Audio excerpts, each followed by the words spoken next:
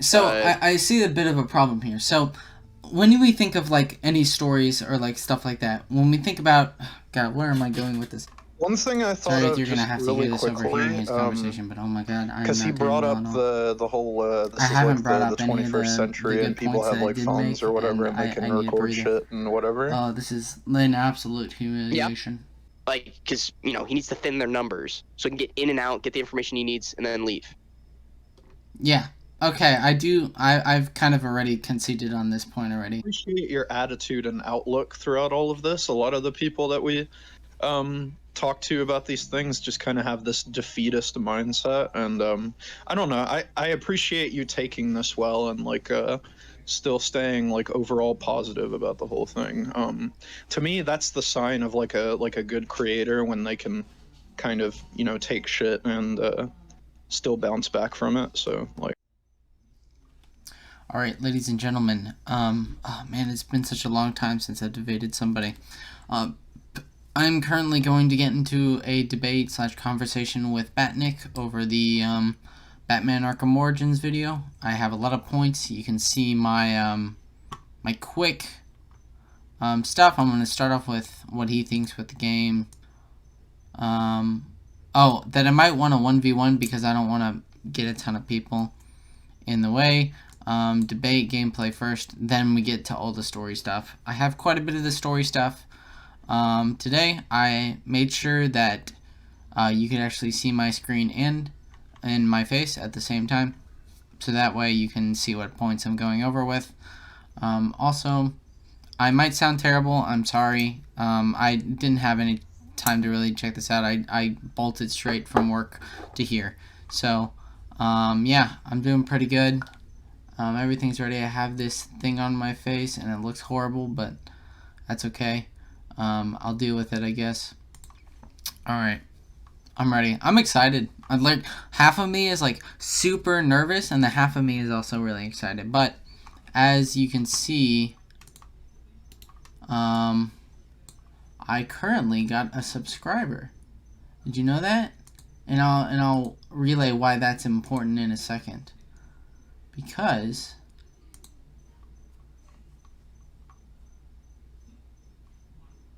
this person was none other than BatNick, as you can see. Interesting, isn't it? So maybe, here's a big maybe here, that I actually did a good video and he thinks it's good. He just wants to go over a few points and that'll be it. However, I'm getting the feeling that he really likes Arkham Origins. So maybe he did this out of a pity subscribe or like a follow subscribe, but not a full on like he's actually likes the content. We will have to see and find out. I'm excited for this debate. I wonder how this one's gonna go. I assume he'll talk over some of this stuff, like or some of the stuff pertaining to what's it called? Oh, the Batman not getting up. He'll probably hyperfixate on that. Or maybe he has his own points prepared. I don't know if he does. But if so, I've got all my points right here. We'll just have to see what he wants. Maybe he does like the... I don't know. This is why I'm kind of a bit... I don't know what to expect, honestly. I'm a bit confused what to expect. I don't know if he's going to super love it or super hate it. Or this is some kind of massive troll. I don't know. But we're about to find out. So let me shrink my camera just a little bit more. Okay. But hopefully like the stuff like the drone stuff, the snowstorm, the chip, parts of the arms deal, and GCPD. I have a lot written for Royal Hotel because there's a lot of points. But maybe we'll find out. We'll find out and see. This ought to be fun, dude. This ought to be fun. I can't wait. Yeah. Why did I hear the? Thank you, Destray, for both tagging me and in muted in voice chat and DMing me. What a swell little man. Yeah, honestly. Yeah. Honestly, you can suck my balls and die. All right. All right. Alright. So, okay, yeah, there's not enough retards in here to say don't fucking be annoying. Hi, Splinter. I'm high. How are you? I'm good, how are you? I'm high. How are you? Are you laughing? Are you high? Yeah. Well, I was asking BatNick, but you know what? Am I high? You sound like it. I fucking wish I was. Alright. He doesn't have that good. BatNick's trying to take over the. He's trying to take over the Wayne Manor district. My God. How was work, Splinter? I don't want to get straight to business, you know. How's your day going? It was mostly okay till I came back and found out that a lot of my household has the new Omicron variant. No, I am so sorry to hear that. Oh, That's I love terrible. the new. I love the new Pokemon collections. I love. I love Omicron.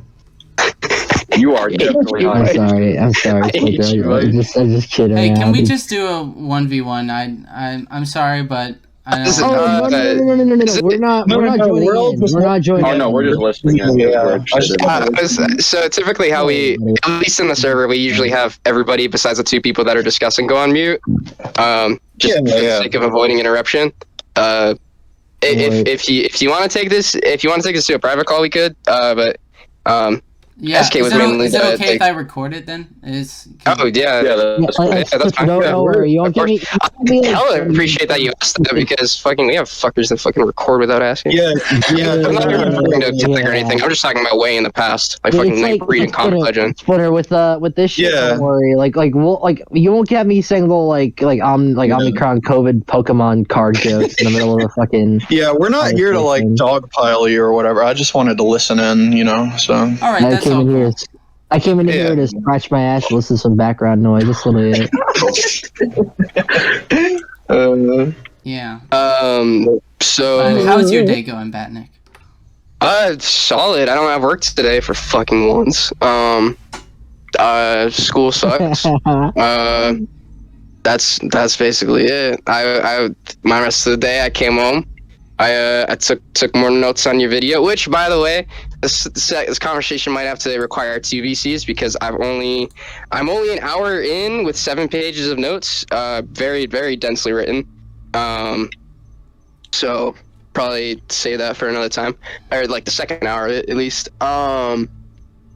Besides that, solid day, especially because I don't have work. It's fuck work. I'm just, Yeah, I feel like- that 100%. Oh, you liked your job. I'm just like imagining BatNick's PFP I just- and then I'm BatNick being not like, SK. I don't have work today. Oh, I don't have work today. Okay.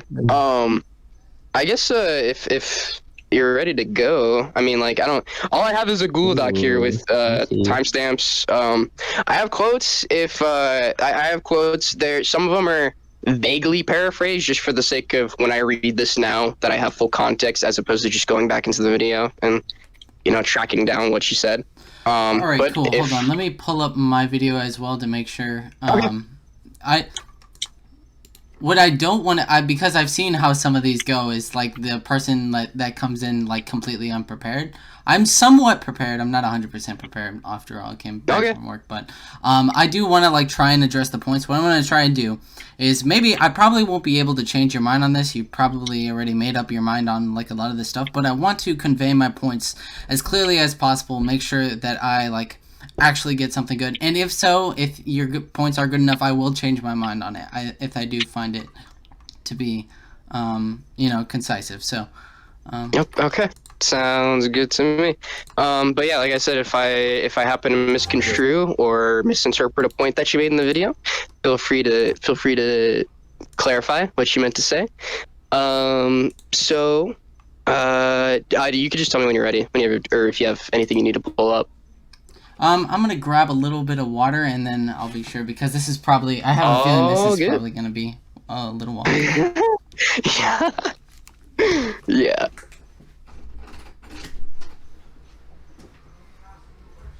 Hey, Mike. Man's busting out the big sippies before the break.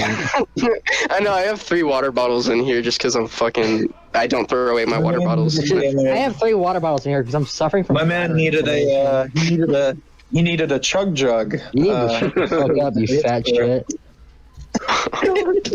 So mean. I have a Fat chug fucking jug beanbag. myself over here. I Shut have the a chug fuck up, jug. CSV. Bro, your ass is built like a fucking 14-wheeler. Shut the No. hell up, man. You wide I motherfucker. died. You But yeah. died. Oh, are you playing Sonic Unleashed or whatever? Yeah. What level Okay. are you on? Like, what type I'm of level? on Missouri for nighttime. Missouri. Okay. Ew, that has shit platforming. And just combat, but... The problem is really just the camera angles, which like that's a problem with a lot of Well, levels. It's the camera angles and like some of like the enemy placement as well as the platforming. Like mainly those little fucking little electrode dickheads. All right, BatNick, I've got my water. Okay, sounds good. Okay, so Down from first, the watering hole. So first things first, I do want to go over. So first off, before we go any further, what is your main gripe specifically? Like, if you could give me like an overall like grasp on what your problems are, I can go over. Oh, if you want just like a thesis statement. So, I believe a lot of the issues that were attempted to be pointed out, were actually non-issues that were either disproven by dialogue in the game, or just really just basic levels of inference. I believe a lot of sort of assessments of character were taken in almost bad faith in the least mean way possible. But there were also like a few points that were totally like, fuck yeah, I agree with that. That's stupid. Like overall, like I don't think Origins is a very good game. Like just, but in regards to some of the story, or a good chunk of the story, at least, you know, an hour's worth through your video of story, which is up until the Copperhead section, like right after the Copperhead section. There's seems to be a lot of strong stuff in there, a lot of some stupid stuff, but I believe a lot of the criticisms made towards the story itself were very poor. All right, okay. At least I know what I'm working with when going into this. So, you say an hour. So, are you at the Steel Mill or Gotham Royal Hotel? I just finished the Steel Mill. So the last thing that I saw was Copperhead. Batman locking up Copperhead. All right, okay. So it's good to know what to do with. Okay, so I guess it seems to be story, and it seems like your main gripe is story. So before we jump into the story bits, what do you think of the gameplay? I don't think it's very good. I think the game runs pretty poorly. At least I play it on PS3. It's not very well optimized. One of the main points, I don't believe a lot of the gameplay was very inventive, and the application of a lot of the like the core aspects of the Arkham games just are not used in a very creative manner, as opposed to something like Night, and maybe even City to a certain degree. I don't know. I would have to think about that. I will say I 100% agree with your point about the atmosphere of this game compared to City Asylum and Night. Yeah, just the game design overall, the atmosphere, the open world, not good. All right, okay, cool. So it seems like okay. So this is a more charitable version than I thought that I was gonna get. I had a feling you were gonna come in for some reason with this idea that the whole thing is bad. Oh no. So like I think, like in terms of Origins quality, like I said, I'm not even fully comfortable giving it a number rating, but at most I'd probably give it like a 4. Like overall, including gameplay and story, because I think the story has good stuff in it. There's some stupid stuff. Like I don't really care to discuss the gameplay because it's like, yeah, it's the worst. I think it's probably the worst out of the 4 for gameplay. Like I'm just the main point of the discussion was to be like, I don't think a lot of the criticisms are very charitable. So I feel like that should be discussed. Okay, good. Okay, so a lot of your points are feeling that you're not necessarily doing this because you think it's necessarily a good game. You just feel like my points are not up to snuff as much as it could be, right? Yeah, it's probably a fair assessment. Yeah. Okay, cool. Okay, so we got that out of the way, gameplay. So let's just jump straight into it. What do you have on your notes, and let's kind of go one by one. So hang on, let me. This rip is fine. Yes. Okay. So, alright. Do you? Your first point. So this is starting at the 10 minutes and 42 mark. 10 minutes 42 seconds mark. you are talking about the way they establish that all of Gotham is like sort of taken out of the game. Like all the citizens, they're all locked up because there's like this massive snowstorm or blizzard, and the government has essentially been like, oh, we're all on lockdown. Nobody can go outside because it's a really bad snowstorm. So do you take issue with that explanation in the narrative? Okay, so I know what you're talking about here. You're talking about the explanation being the explanation. So my main issue with that, I think, is that out of all the games that had reasons for there not being other people in the said open world, I think this one's got to be the weakest for me. Because, like, I can get behind, like, obviously the Arkham Knight one, which is, like, he threatens, like, a nuclear size of fear toxin. Arkham City becomes basically hell from start, and the same thing with Arkham Asylum. I can get all those, but for me, it's, like, not necessarily unbelievable, but it seems a bit of a stretch to say, like, all the civilians are in because of the snowstorm when we have, like, thugs and other people kind of run out. Like, to me, I think that, like, that's not, like, 100% a nail in the coffin for a bad story or anything like that. I just think that that's kind of, like, out of all the excuses that they gave, this one's definitely the weakest and not up to snuff with the others. So I think it lines up logically. The most I would criticize about it is its poor game design because they're refusing to add in civilians and cars. I will say, yeah, we technically do see civilians out, you know, given the crimes in progress. We actually have, like, homeless people getting mugged on occasion throughout the game. So, like, in terms of lining up logically and being an in-narrative explanation as to why nobody's out, like, I think it works. Like, I think it serves its purpose in the narrative. I don't think it's as complex or, like, immaculately written as, like, Knight, which I think Knight works really well because it's like, oh, you know, it's motivated by the villain, whereas here it's motivated by just lazy game design. The most I would say is it's not illogical, it's just lazy.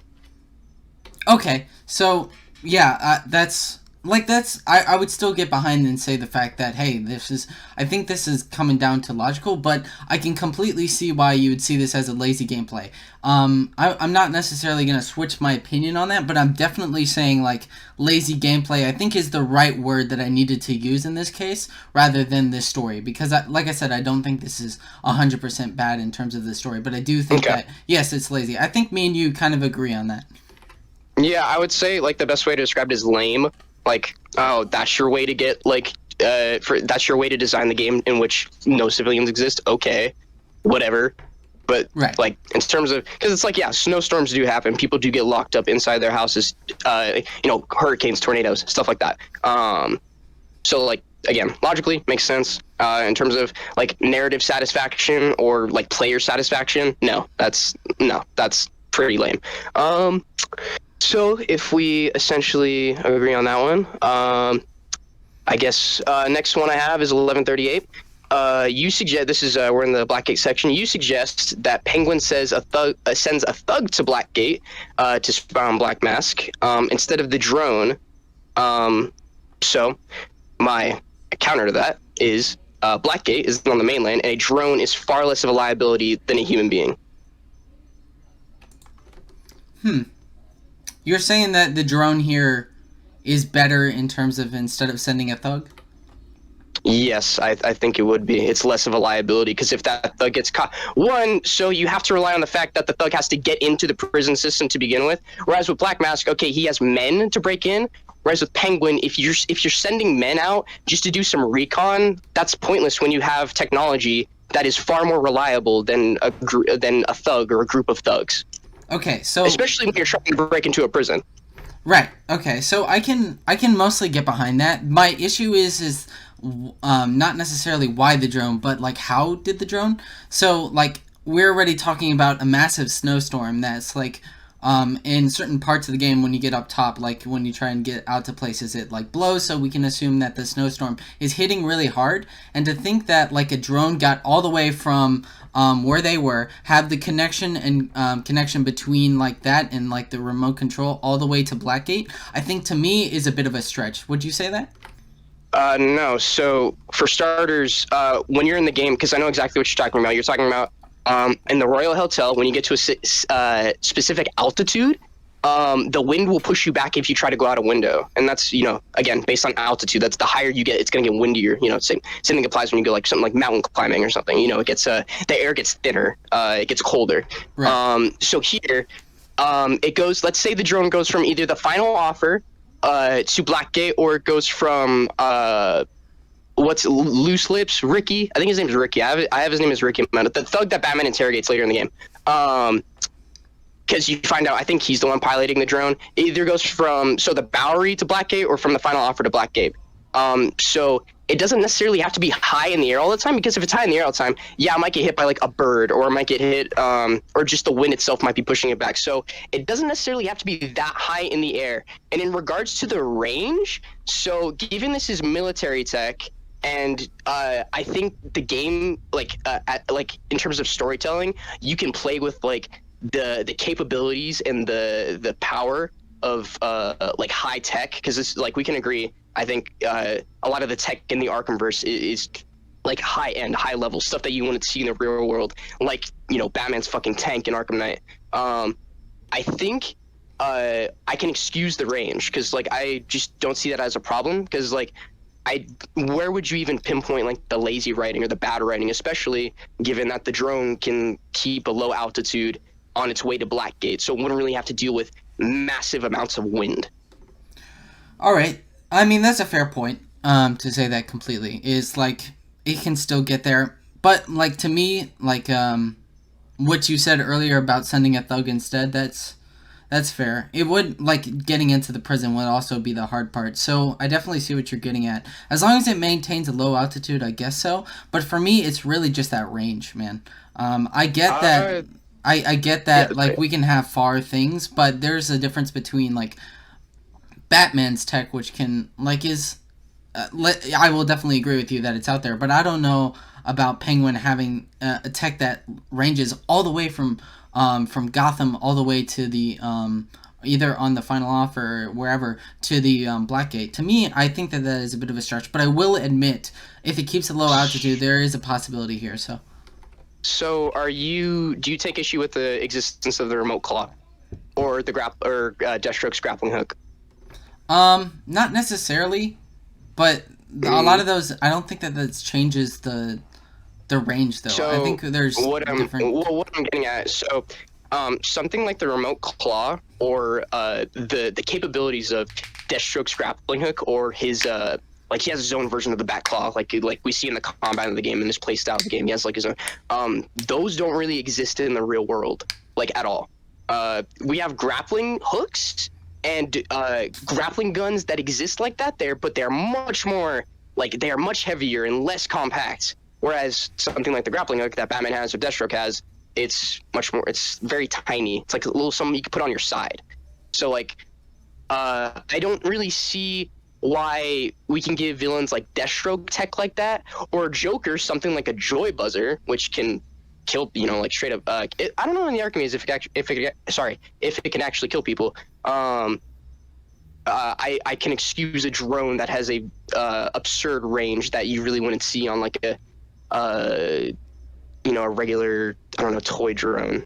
Okay, so I'll give you one if you can better pinpoint. Maybe this is my bad knowledge of the game, but can you pinpoint why it has all of the information that Batman needs on that one drone?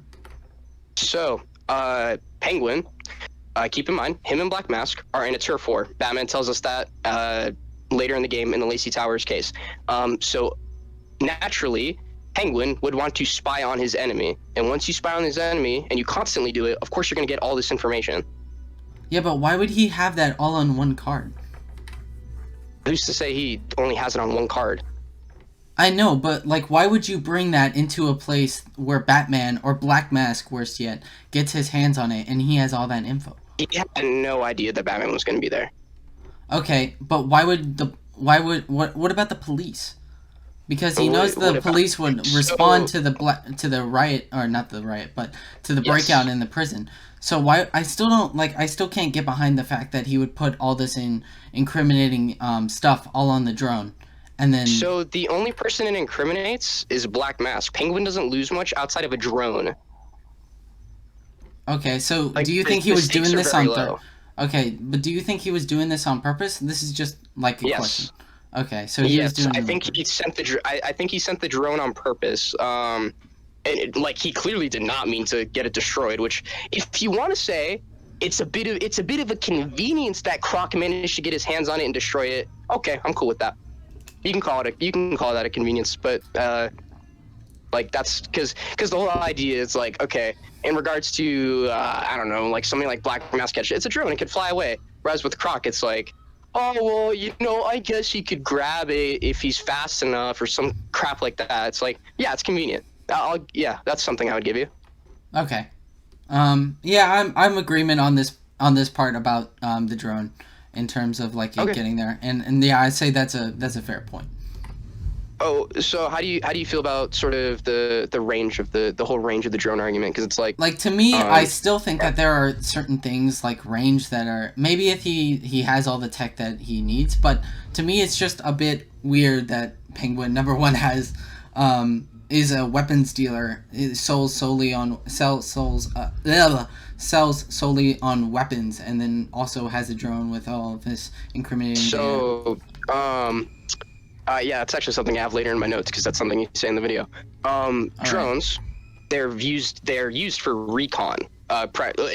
Primarily, they would be used for reconnaissance, for gathering information, for spying on your enemies. So if you're a weapons dealer, and you know maybe, I don't really see it being out of the realm of possibility of a weapons dealer selling something that'd be really crucial for gang members or for people that need to do recon, you know, like, because that's, you know, the military, like, they specialize in firearms and they have their own drones that they use for recon. Remember, well, you know, before they had drones, they had dudes flying in planes. So it's like, I don't really see where the stretch is with an arms dealer selling military drones. All right, that's fair. Oh, okay. Let's see what's next. Okay. You took issue with the press being at Blackgate before the cops.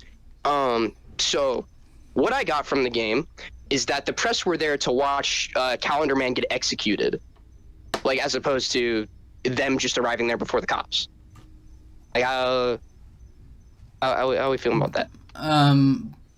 But wait. Why is why did they grab the reporters though? I assume just to grab all the they take them out because, well, I assume it's because they want to use the execution chamber and they want to get everybody in like an isolated area so that they can't cause any more trouble. I mean, I guess so, but I don't know. Because it's like, I mean, are you so if you're going to come in and, you know, execute a bunch of or execute the commissioner, would you really want like a group of journalists like unattended? Yeah, just sort of check they're able to call. They can even like get a security guard, grab his gun, like maybe take somebody's gun or you know, something like that. Whereas in the game they lock them in a jail cell. Yeah, that's what they do. Yeah, they lock them in a jail cell. So, okay, it's if the calendar killer, where they're talking about the calendar killer at the beginning of the game, that's actually here. I'm gonna go check that real quick. I'm gonna go check and see, just real quick. On the rumor that it wasn't. Water is very good. Police and emergency services are urging Gotham residents to stay off the roads and in their homes tonight in light of the severe winter storm. All right, I'm looking at this. He's probably right on this Here, point. hang on. I'm gonna go on mute for like 20 seconds. All right, cool.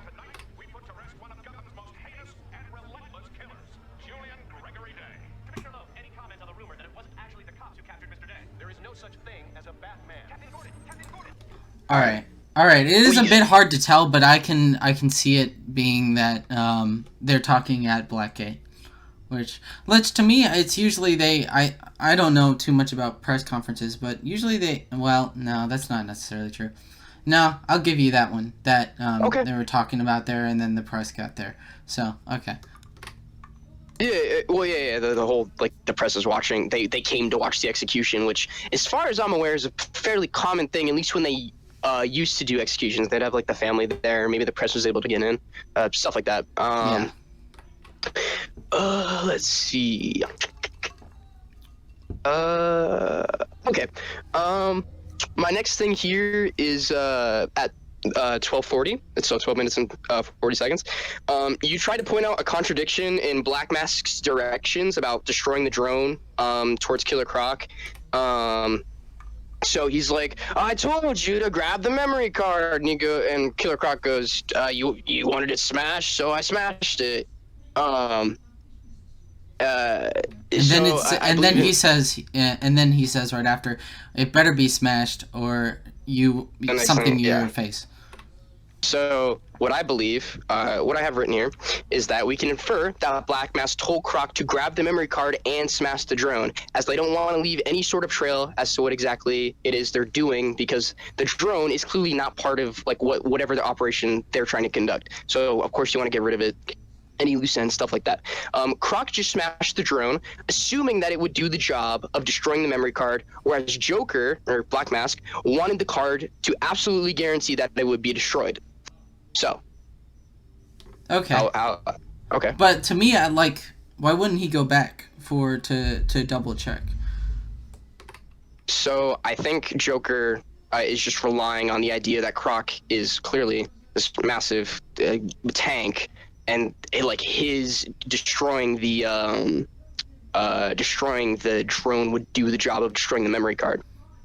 Okay, so he just had trusted him in order to do it, but I guess not necessarily the trust in him, but the trust in his ability to do it. Just because given super strength, smashing stuff, he's gonna smash stuff better than other people would smash stuff. So. Okay, that's fair. And I mean, if you want to, you can say it's convenient that the card survived, but I feel like that's just part of the inciting incident, is the fact that Batman learns about all these assassins, and it's like, okay, how do we get to that inciting incident? Oh, everything seems to line up for the most part, I guess. So there's that.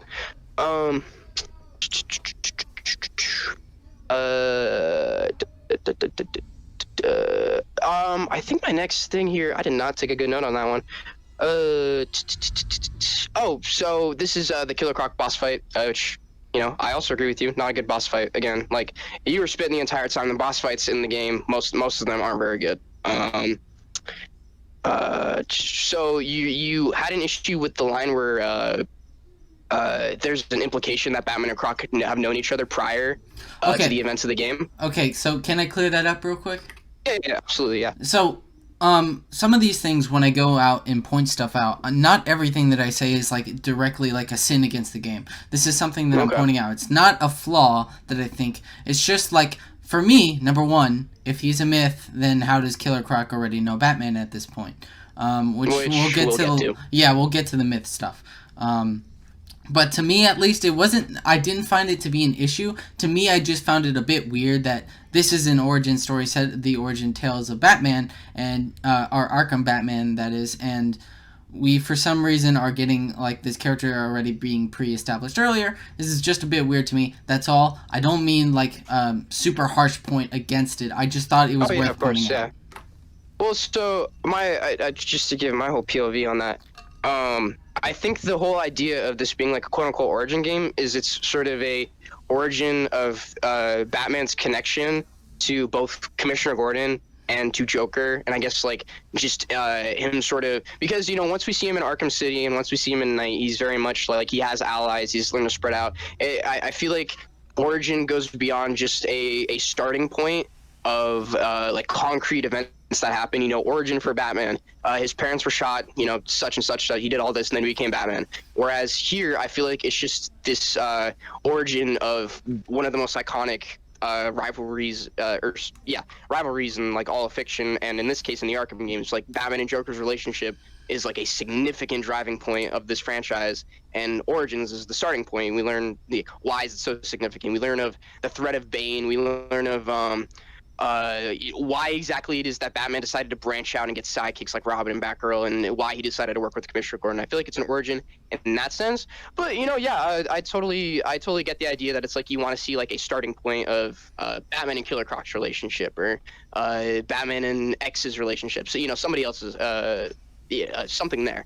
So there's that.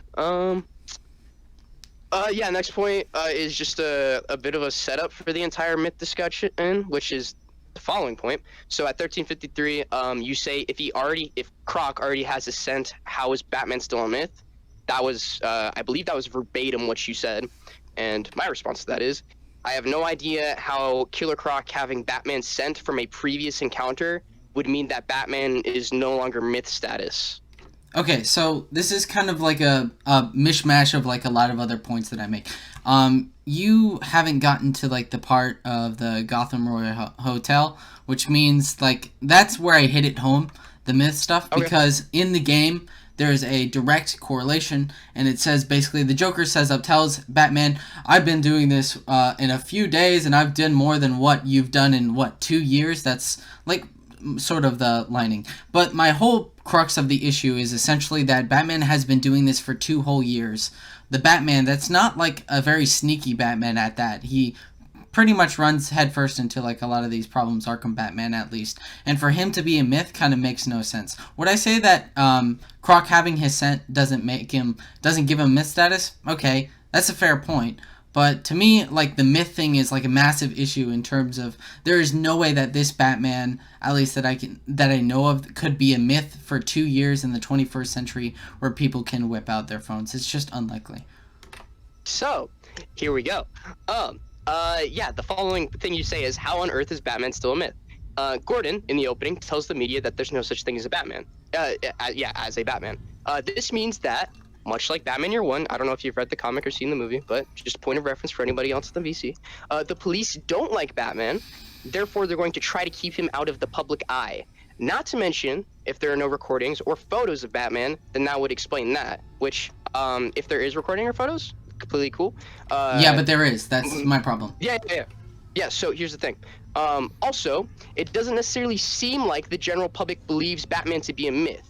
The media clearly doesn't believe that to be the case, given that they asked Gordon that question at the press conference in the opening of the game. So when I think the game is saying he's a myth, it's just that the official, quote unquote, perspective of what Batman is he's a myth. Like, because the press know there's something up. They know that something exists. So I think it's a bit more nuanced than just, oh, everybody believes he's been a boogeyman despite it being 2 years.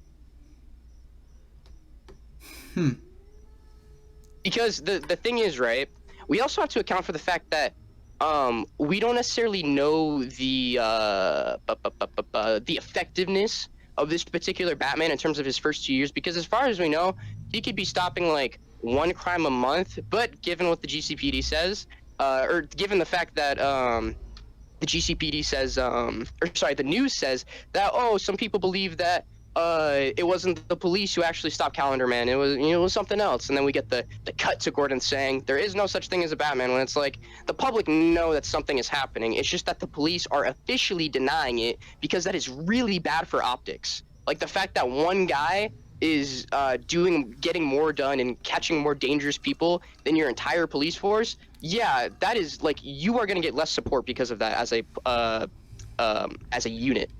Okay. So it's like, I see the issue here is that the police in particular know that pretty much Batman exists, and we have confirmation of this basically when you go into GCPD. There is a poster, or not a poster, but a picture that says wanted Batman, and he's hanging up on their poster. But I guess my question is, if they're trying to keep it down on the down low, we have Gordon, and when he was talking to the other policeman, of the policeman asking the question, I thought he was a myth. So if they're... As far as we know, in regards to that particular line, as far as we know, that guy could just be like a new recruit. He could just be like somebody, like a transfer.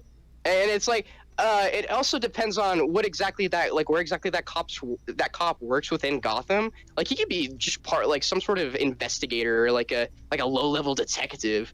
Like, because I feel like with that line, if you extrapolate, oh, the general consensus is that he's a myth, it's like, no, there could be varying perspectives on Batman. Like, it could be, oh yeah, like he is something that people tell criminals just to spook them.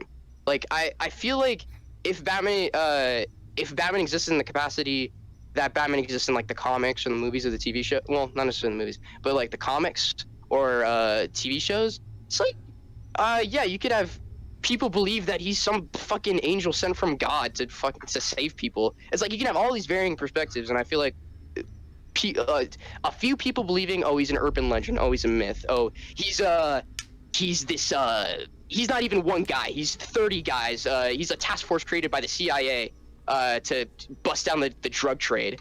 It's like, I don't know, that's that. Okay, so I see the problem that we're coming across here. To me, I think that when I see a policeman saying that he's a myth, I got that, I took it the wrong way and went, okay, so clearly the police do think he's a myth. But if that is that one guy that's a rookie, I don't know. It's like, to me, I see all these little things, and I think I'm connecting like the wrong kind of dots in that way. Because I see these things that connect, and I guess they don't. Have you watched or read the Batman Year One movie or comic? I have watched the Year One comic, but it's been such a while.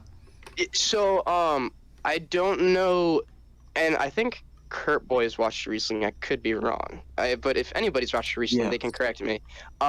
So as far as I know, a big thing that they try to push, that the police try to push, is that like we want Batman out of the eye of the press because he's making us look bad. And that's why Gordon, that's why Loeb is trying to get Gordon to catch Batman as quickly as possible. Because the thing is, well, like, you know, just to retread ground I went over a few minutes ago. It's like, yeah, like realistically speaking, like it is really bad that Batman is more effective than the police, and like that makes you look really bad in the eye of the public. So of course you're going to deny his existence officially, but behind closed doors, yeah, they're gonna talk about him as a thing.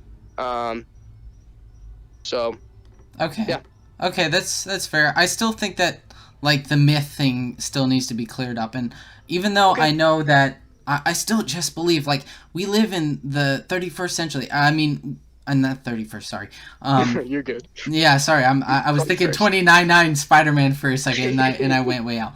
But I can see your point. But to me, like, if Batman is still going on the regular and doing a lot of this stuff, and he like takes down a criminal, like somebody at some point should have whipped out their phones and be able to have recorded footage. And as we see with Bane actually has recorded footage of Batman, which I don't think you've gotten to that point. But I lay out kind of like not my confusion per se, but like why that was kind of a bit off to me. But to me, I just think that like somebody with a phone should just be able to see it, man, you know? So my whole thing is we do have to analyze sort of the operations of Batman. So we have to think about, okay, at what point in the night does he operate? We know in the Arkham games, like in the Arkham universe, he's very much stealthy. Yes, he is brutal to a certain degree, but there's a nuance to that brutality, which I'll get to later. So I don't think Batman is like Kick-Ass going around sort of like announcing his presence, like, because it is, correct me if I'm wrong, but when we see his picture in the GCPD, it's like a very far, like the shot's very far away. Yeah, it's with like him in his cape. And low quality. Yeah, it's with him in his cape. Yeah. But the one with Bane is like very up close and is on his face, so I don't know where that one is. I feel like, I assumed Bane recorded that. I assume too, but I don't know. It's never explained. That's one of my issues with the whole Bane figuring out Batman thing. So. All right. So, I guess we can move on to the next point. If we're all good with the myth stuff. Or... I'd like to me. I still find like him, like even a day and age where he's super modern and everybody has their phones. Like to me, I'll never like shake that point unless you come up with either a really good excuse or we come up with where we know exactly what he's doing every night. You know. Also, well, I mean, if it's so much so that the general media and the general populace doesn't have like very clear pictures or video recordings until that's what Vicky Vale says at the Royal Hotel, right? She's like, this is the first time we've ever got like Batman on recording. Yes, that's true. But then also Batman, we have like I said, Bane also gets footage from Batman somehow. So I don't. I'm a bit confused on this. Me and you are just we're both kind of like none of both of our points we have some information for, but overall like we need more information to make a proper logical deduction. So. Well, so for the Bane thing, which I would need to rewatch the scene, I assumed like he's been just recording as much as he can with Batman just to get as much information as possible because he's like, oh, I'm gonna deduce who Batman is. It's like, and that's exactly what happens. So like in regards to how he recorded it, it's like, I don't fuck if I know. Were one of his men recording from the helicopter? If even the helicopters were there, which actually no, I don't think they were. Like Bane would have to have something on him to be recording Batman, which is like, huh. That's odd. You just somehow get that footage. So can I make briefly my point that I made because you didn't hear this part of the video. So essentially, have you ever seen what was it, season 1 or season 2 at the end of The Batman, the cartoon show? Yes, but it's been a very long time. Okay, so my point is that Dave, you remember Dave, right? The robot that ends up finding out Batman's identity, right?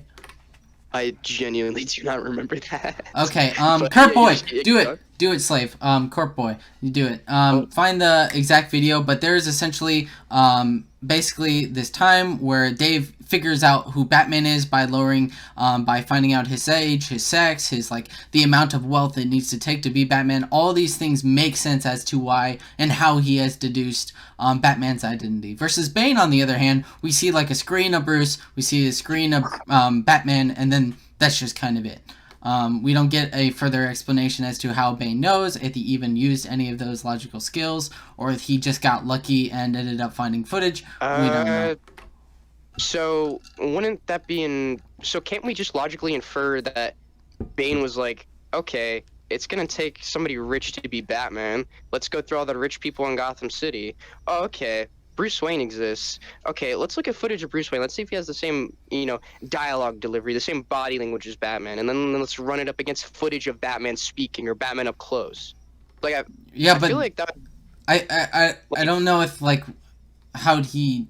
Number one, we don't know how he got that footage, but I am like for if we're going to concede the point that like basically phones and stuff can take more footage of him, I'm fine with that. But then again, also Vicky says that there has been no footage of Batman, so did he just have a run-in with one of his guys, and then find out did a thug bring out his phone? Like I said, this is kind of unclear. This wasn't like 100% a thing against. Like to me, at least, like the best way to explain this is like Origins for me is like a lot of these different like dots that connect, and I feel like either they connect in like a very different way or just not explained enough. That's like my main issue. It's not like Justice League Apocalypse where everything's a nightmare.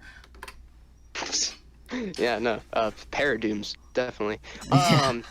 So, in regards to the Bane thing, as silly as it sounds, like Bane needs a camera to record, so he had to have had something attached to his person, or something nearby to get that footage. Because as far as I know, when the game, it shows like the footage that Bane got. Isn't it just like a recycling of the cutscene that they used earlier in the game? Like, you just ran out of time. They didn't even like do it from like a different angle. They just replayed the game's footage in the game. That's why I didn't point out in the video, because I didn't know exactly what video it was. It could be that. It could be recycled footage, but like I said, I don't know for sure. Because if we do find out that is that certain scene, then like, oh, was somebody hiding there that whole time, or was it recorded on the Lucy Lips, or whatever. So I feel like best case scenario is that Bane had to have a camera on him, whether it's a stupid high-tech micro camera that keeps on him or some shit like that, or it's like he has a phone. Or I don't know. He has like a phone slipped in his vest that he had that gives him Titan. It's like he had to have gotten that footage somehow, and like arguing in best faith, like he could only do that with like a phone or a camera. And it's like, okay, like we didn't see a camera on him, but that doesn't necessarily mean the camera wasn't there. So it's like, I like that particular plot point. I absolutely agree. That needs like way more meat on the bone. Like that needs way more connective tissue. Yeah. Because it does rely on too much inference. But I'm not gonna say it's a straight up hole. I just think it was lazy. is what I Okay. would say to that. Okay, that's completely fair, Um, because I feel like that's how I would describe quite Okay. a bit of this game too. It's just like So things that can be. absolutely. This is actually something that I say when the Royal Hotel. You haven't gotten to that part, but when Firefly comes up and he like moves away, one of my problems is, hey, why is Firefly there? But like the easy answer could be, oh, he's got something prepared for Batman. Easy. But like he should have just said something like that, like just one line. That's all it takes to like just fix some of these issues, you know. Like to me, like I said, it's not Justice League Apocalypse War. It's not like a total nightmare. To me, I think some of these lines can be fixed up with like one or two lines. Right? Sorry, wait. You take issue with Firefly being at the meeting in the Royal Hotel? No. Wait, what do you mean exactly? No. What did you? Wait, what? So no, you said something about Firefly being there. What did you mean by, Oh, by being there? I meant like him leaving, like him going out where Batman. Like like I said, I can understand why Firefly, I can understand why Firefly would leave because he's got his own preparations. But I would assume at least there'd be a line because he just gets up and leave pretty much, even though Batman's already in the hotel. So. So Joker says go out there and kill the Batman, and Shiva and Deadshot and Firefly. Yeah, and they'll show up anyway, even if you defeated them, which I found. Yeah, which is another again stupid game design origins. So I feel like that particular thing, I don't think you really need a line for that because like the thing is that's something I thought of at first. It's like okay, Batman's at the steel mill. Why don't you just stick all the assassins on him? Well, it's like, oh, well then I'm gonna have to pay all of them $50 million, or they're gonna come after me because I screwed them over because none of them know who in particular gets the money. And it's like, oh, well then they'll just end up killing each other and Batman can just leave. It's like, oh, okay, like that makes sense as to why they're all attacking individually. They're all attacking. They'll have their own plans in mind. It's like, okay, that part makes sense. So I feel like with that in mind, you don't really necessarily need a line from Firefly as to why he just decides to leave when Shiva and Deadshot leave. Okay, I mean, that's fair. I hate to like sound like I'm backing down on like all my points, but I just want to like be like clear cut and say, okay, if there is like a logical thing like against this, I will concede, Like so let's go on a little tangent real quick. Let's go on a little different path real quick. So would you have taken issue if Firefly said, oh, I got my own plan for the Batman, I'm gonna, I don't know, insert fire pun here, and then he flies away? Is that like, would that be something more you would be looking for? Or like, to me, I think that's just like something simple and I think would make it better. I think it would just make it better, not necessarily that like it's a huge issue. Like I said, I don't mention it as a huge issue. I just think that it's something that can be just easily clarified with that one statement. Does that make sense? So, because if it's a matter of needing clarification, I don't really, I don't really see, like, the thing that needs to be clarified is what exactly Firefly is, like, why he's leaving and why everybody is leaving? Yeah. Okay, I guess. So the most I would say is on its face, there is nothing wrong with it in terms of writing because we can, if we just think for a little bit, it's like, oh, we come up with the idea they can't all go after Batman at once.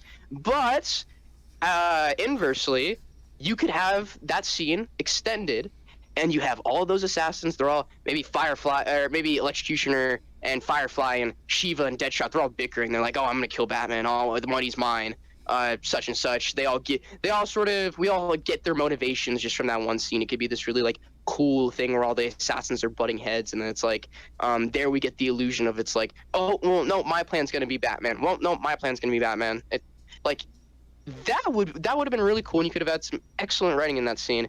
But on its face, what we get, I don't take any issue with. It's just, yeah, I agree, it could have been better, but I feel like that could be applicable to a lot of things.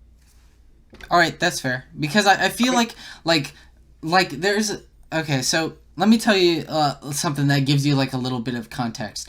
All the things that I've chosen for my A/R series, which is analysis/reviews, are all things like from my childhood that I wanted to go over, and I wanted to like clarify a few things. So like my last one was Batman Telltale. I don't technically count the text one, But my last one was Batman Telltale. I grew up with that. I came back, looked at its issues, and I was like, wow, this is like really trash.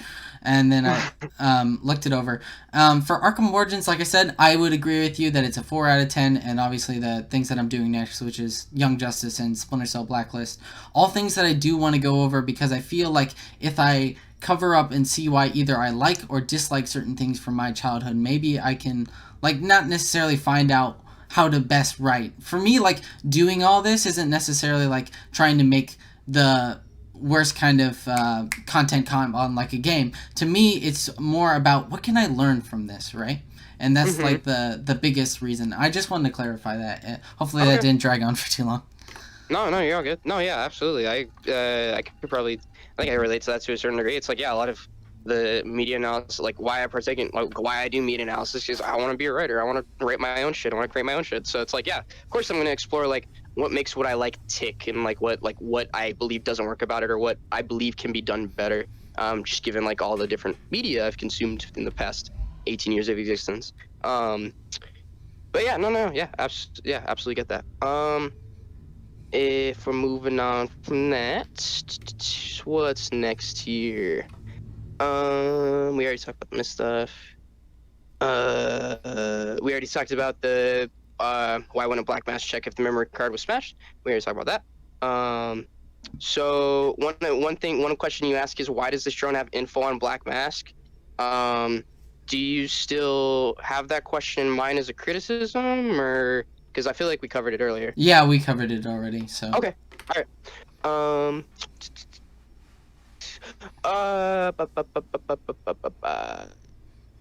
Something about the, yeah, I don't care about the Riddler stuff for the most part. Oh yeah, so here's 1830. You made a really good point. The explosion not destroying the panel that kills that one guy when you're going through the Riddler stuff when Riddler pops up. That's straight up true. The explosion doesn't destroy the panel, and Batman still is able to gain access to it. Therefore, he's able to meet Riddler. I agree. That's dumb.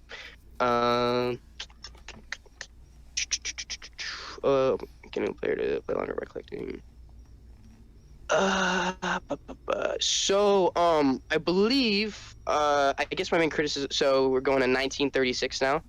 I believe a sum up of what you were talking about with Enigma and everything was, you were like, you essentially boiled it down to what is the point of Riddler, or of like having him in the game. Yeah, this was more so a question about the why he restricts you from fast traveling. Because to me, like, here's the thing, right?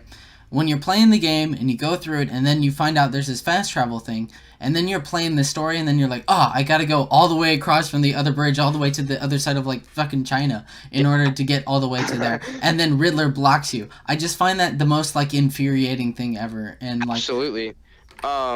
So I guess the only criticism there would be then I wouldn't phrase it as what is the point of the Riddler. I would say the open world does not complement the side missions being their Riddler, because it interferes with traversal and oh wait, no, that's what I meant. It just interferes with traversal because it's like, oh, you need to get past this to unlock fast travel. Oh, but the way you traverse in the game is already terrible because the gliding doesn't complement the open world very well, and the grappling doesn't promote the open like traversing very well because Batman is super slow. So in order to get from point A to point B, it could take fucking forever. Which is like, yeah. So the only thing I would say there is just rephrase the criticism, but like, all right, that's fair. Like, yeah. Like I said, when you talk about atmosphere, open world, gameplay in general, like when you talk about how the remote claw is OP, I was like, yeah, you're completely on point. I ended like at the end of minute 22, I just had, yep, I agree. The open world is pretty plain and mundane. Good criticism. Like to me, here, moving briefly. on to 22. Briefly, before we go over that, something that I do want to mention quickly about the open world. Like, to me, I think that you can, according to Metro Exodus at least, have you played Metro Exodus? Sorry. Even the name is vaguely familiar here. Okay, but the reason why I'm bringing it up is because that instead of doing like a straight up open world and then you have that open world for the whole game, it does something where it's like, okay, here's the level, but the level's really big. I think that could work for Origins in particular, where it's just, okay, we're at the final hour, but it's really huge, right? Like, to me, that makes more sense rather than just sticking the same idea of gameplay that took from other Arkham games and just slap it on and say, here is open world, right? And then all the other stuff that goes around Yeah, it. So, absolutely. It reminds me very much of like some like Mario Odyssey or even bits of Uncharted 4 to a certain degree, or and on Lost Legacy. No, yeah, absolutely agree. Origins has some pretty terrible game design. So at 22:37, you asked, how did Batman know? I'm calling him Ricky. I'm not going by loose lips. That's stupid. How did Batman know Ricky would survive that fall? So humans, on average, can survive 8-story falls. And given Ricky lands in the tree, he already has some cushioning. So I don't believe it is that much of a risk for Batman to drop him into the tree. I will say it's unnecessary, but that's kind of part of the brutality of Batman's character. So there's that. yeah, briefly to go over that real quick. Essentially, what I mentioned in the video is that, hey, look, it's not impossible to believe, so that's, like, completely fair. That was me trying to say, hey, look, this is mentionable, but I do think it's passable in the end. So with you... Absolutely. Okay, cool. So at 23:40, you say, so I believe the context is Batman takes out Penguin, Batman is taking out Penguin's men, and Penguin, he's on the comms, and Batman's listening to the comms, and his men are like, oh yeah, it was Batman. Batman did this, like he took us out, or he took the guns or something, or stopped the arms deal. And Penguin's like, well, you expect me to believe the Batman would stop you? And you say, why wouldn't Penguin believe his men that Batman attacked them? So my counter to that is Penguin expressly says in the dialogue, following the lines I just paraphrased, he expressly says that Batman has bigger things to handle, i.e. the assassins.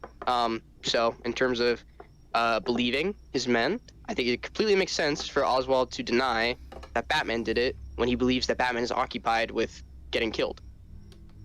Okay, but to me, like, my main issue is the fact that Penguin is, like, protecting people like the assassins. Well, at least Electrocutioner.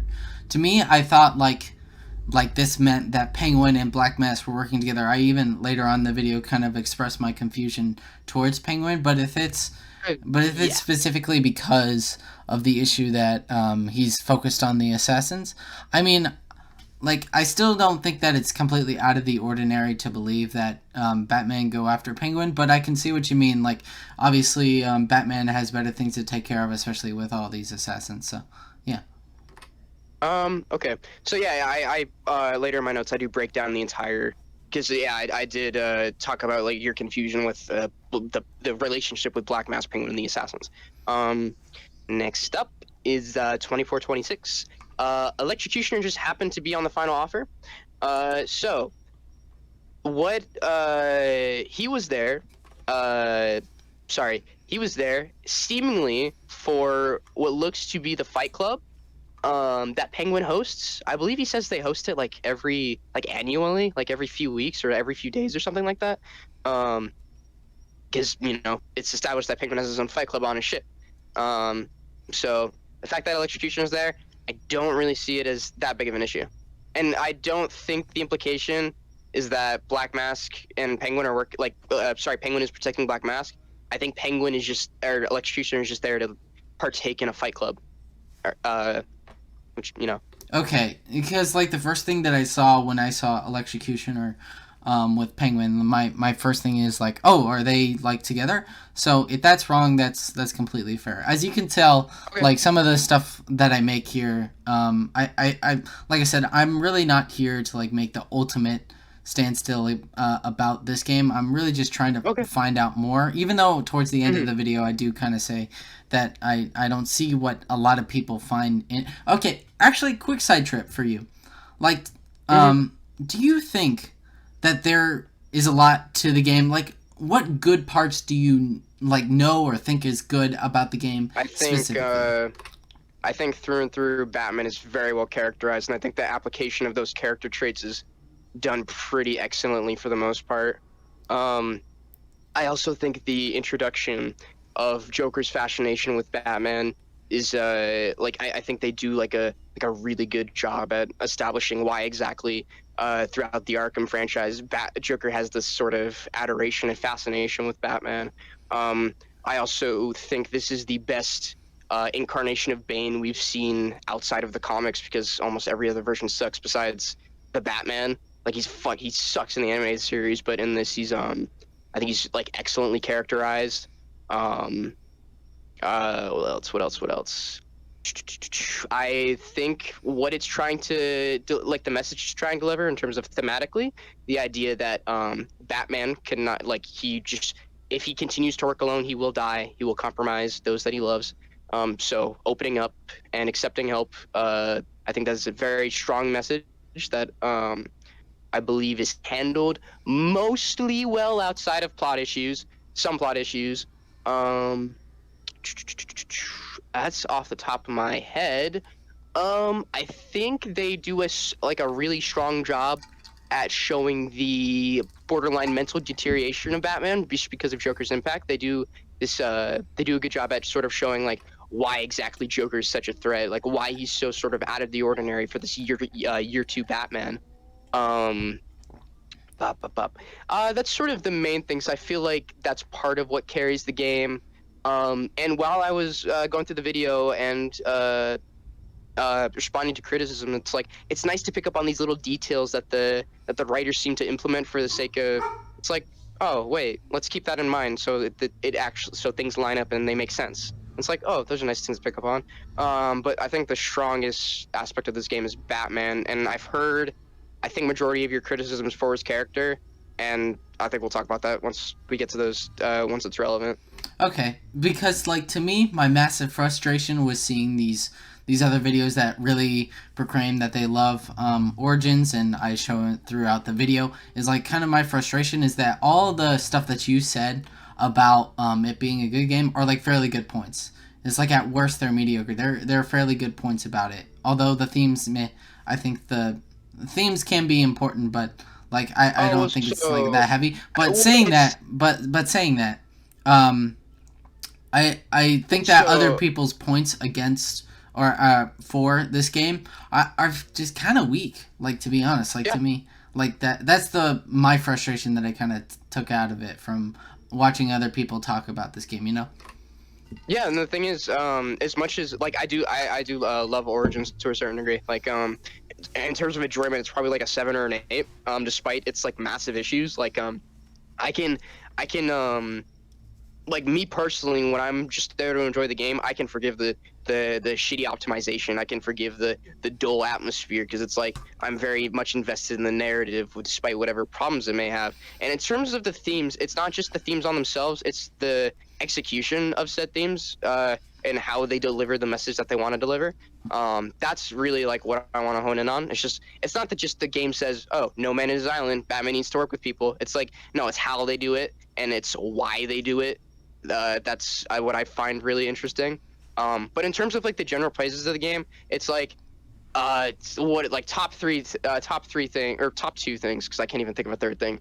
The scene between Batman and Alfred, which I believe is excellent. And the boss fights, the boss fights are as much as I like the Firefly boss fight, it's not good. It's not mechanically complex. I don't think there's anything to write home about. I just dig the spectacle of running away from Firefly and grappling onto him. Watching Batman fucking fly through the air with him. Yeah, that's actually one of the things that I bring up in my video.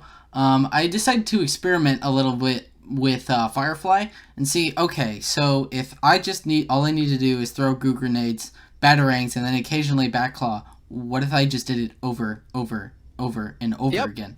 And what I found, did the exact same thing. Yeah. Bingo. So yeah, but we can move on to the next point if you want to. Alrighty. We already talked about Electrocutioner. We already talked about why Penguin has a drone. You bring up at 2525. Why would he sell a drone to Penguin? Or sorry, my bad. Let's run that back real quick. Why would he sell a drone to Black Mask? And then I just have he doesn't sell it to Black Mask. The one at Blackgate was his, and he was spying on Black Mask. Yeah, that was my bad. I'll completely take that all as good. mine. I think I can just. Cause my next point is another drone point, but I think we already talked about it. Okay, yeah. So at 2929, you said I am confused by what Penguin's role is, as we talked about earlier. So I just have he sells weapons to certain thugs and assassins. He keeps tabs on Black Mask because he's a rival crime lord. So there's that. I gotta take a drink of water. Hang on. God damn. Okay, here we go. This is just the first tidbit of the analysis of Batman's character. So at 3121, you take issue with Batman not being brutal towards Candy, even though he's brutal towards Ricky and other thugs in general when you interrogate them. So I guess to start off, when we look at the context of the way Batman interrogates people, when the way Batman treats people, whenever he's brutalizing a thug, such as Ricky or Killer Croc, or any of the thugs you interrogate in game, where he's like, I'm gonna crush your larynx and I'm gonna break your collarbone. He's doing that for the sake of getting information. Whereas with Candy, he doesn't need any information from her. So what I believe is that Batman, he uses intimidation and brutality for the sake of practicality. Like, he does it to get answers. Like, that is really why he's brutal to begin with. If you remember in the scene where he's interrogating Loose Lips, he ends up choking him out and it knocks him out, and Batman's like, damn, because it's like it's sort of like a hard cut. It's like, damn, I went too far. Like, Batman's aware of the brutality he's partaking in most of the time. Obviously, there are limits as to when he's like choking out Joker. Like, he's very much enraged at that point. And of course in the Royal Hotel. But when he's interrogating Ricky and Croc, he very much wants information. Like, that is the goal. Whereas with Candy, he does not need any information from her. Therefore, he doesn't necessarily have to be brutal. Being brutal doesn't provide any sort of progress for Batman. Okay, so like when I see his brutality, I'm thinking clearly this version of Batman is more brutal in the sense that he not necessarily wants to get information, because that was like my bad. Because if it comes down to like the interrogation stuff, and that's solely why he wants to talk to them, that's fair. But like the reason why I had that confusion is, to me, when I see a Batman that's super brutal, I'm thinking, okay, this Batman has a different mental process than some of the other Batman, meaning he's probably going to be more brutal either because he likes it or because there's like a form of Batman where he wants to take out all of his rage and anger. To me, when I saw like him being harsh on Candy, I thought that was a bit off, for me at least, because like I'm thinking that his brutality is not because of information, but because of him like trying to deal out like a form of justice, right? It's like something with his morality that he sees like, okay, I need to fix this. But if it is interrogation, that's my fault. But that's like the reason why I came to that conclusion, even though it's probably not right. So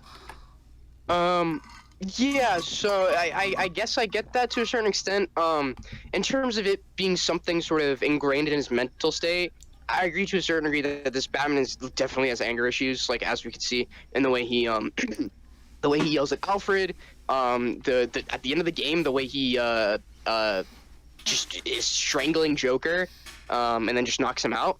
Yeah, he's definitely enraged at that point. He can be very sort of animalistic and I guess virulent would be the word. I don't know. Especially when he's Alfred's like, maybe we should call the cops and have them handle Joker. He's like, no, Joker's mine. He's all mine. And there's very much a almost bloodlust for Batman. But I think throughout the game, for the most part, Batman is reasonably controlled. It's just a matter of as the game progresses, he's pushed closer to the edge. When we get to the Royal Hotel, he's very much disturbed by everything he's seeing with all the dead bodies lying around, and Alfred's like, he takes note of it, and it's like, oh, that's a neat little, like, that. See, like, going back to what I was talking about earlier, it's like things like that where we could it's like Batman's little mental deterioration and getting glimpses into his mental state. It's like those are all really cool details that I think add up to make like a really strong character, and like really good results as to like a character reacting to the plot. But like, and I don't think it was at all out of character for Batman to treat Candy the way he did, especially when he has all the information he needs. And just by the sheer fact that typically Batman is fighting grown men, Candy is a scrawny ass woman. I don't think Batman is going to go out of his way to break her arm, especially if there's a very convenient way for him to dispose of her, which, you know, jail cell right there. Damn, I was hoping to get my brutality of women in, but goddamn. All right. Yeah, but point being, his brutality has a distinct purpose, which is getting info most of the time until, you know, he's pushed to his limit. Yeah, you after the Deathstroke fight. Yeah, I agree. The remote claw is OP. Okay, so at 35:19, you say this is the post. This should be post Deathstroke fight because Batman gives him. He's like, all right, give an anonymous tip to GCPD that Slade Wilson is aboard the final offer. So, you say, why didn't Batman give the GCPD an anonymous tip earlier about the final offer? My response to that is that Batman does not want to be anywhere near the cops while he's there doing what he's doing. Okay, so this is one of the points that I kind of need to clarify, because, like, to me, I never remember saying it. At least, okay, so I think I know what you're talking about. It's where they take up, why doesn't he leave a tip for, what, Electrocutioner or Deathstroke? No, this is, you are leaving the final offer right now, and Batman is telling Alfred to give an anonymous tip to the GCPD that Deathstroke is aboard the final offer. I don't remember making a point specifically against. I think what you're talking about is the Electrocutioner one, where I say, "Hey, look, he should have tied him up, but he mentioned it, so it's passable." That's what I say in the video. So if you can bring up like the we can bring me the timestamp, and I'm more than willing to look over that. All right, hang on. Let me just. Oh, here we go. Okay, so Alfred, get GCPD to take a look at the final offer moored at Dixon Docks. Okay, now I'm gonna actually rewind to see if you make sure you say. Let me get a earbud real quick. But yeah, we do have confirmation that that line is said in the game. It's just a matter of whether or not you made that criticism. So let's check.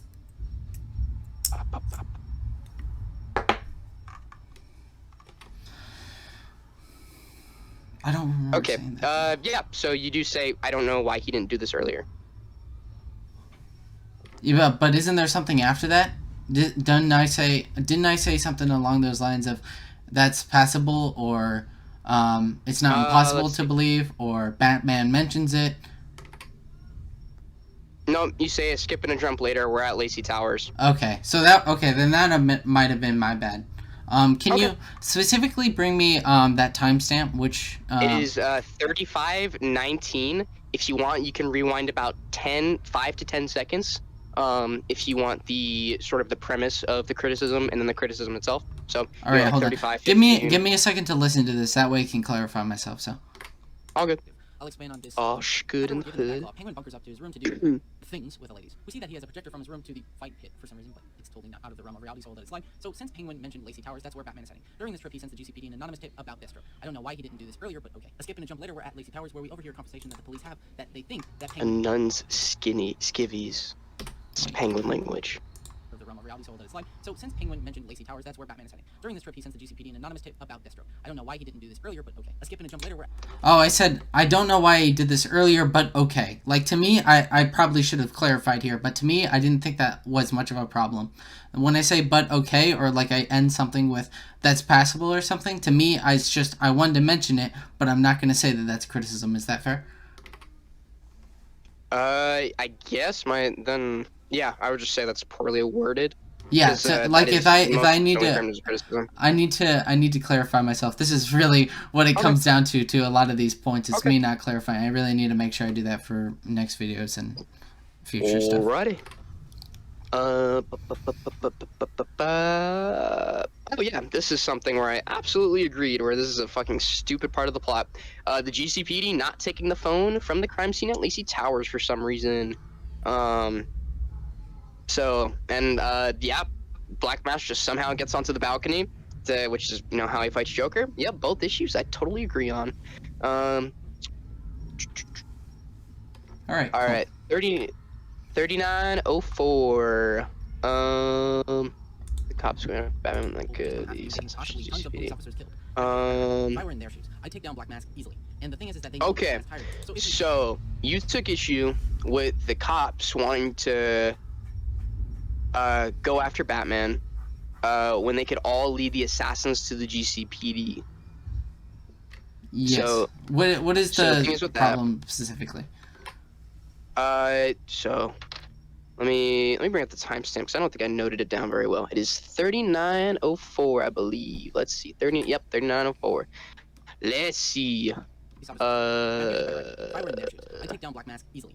3904. You getting possibly tons of police officers killed. Now here's a better idea. If I were All right, almost there.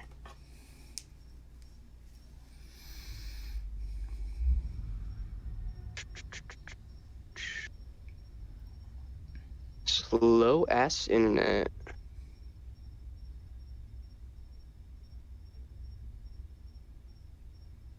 So the police know that the cops are the police know that the assassins exist, and you say you say the police know the assassins exist and that they are going after Batman.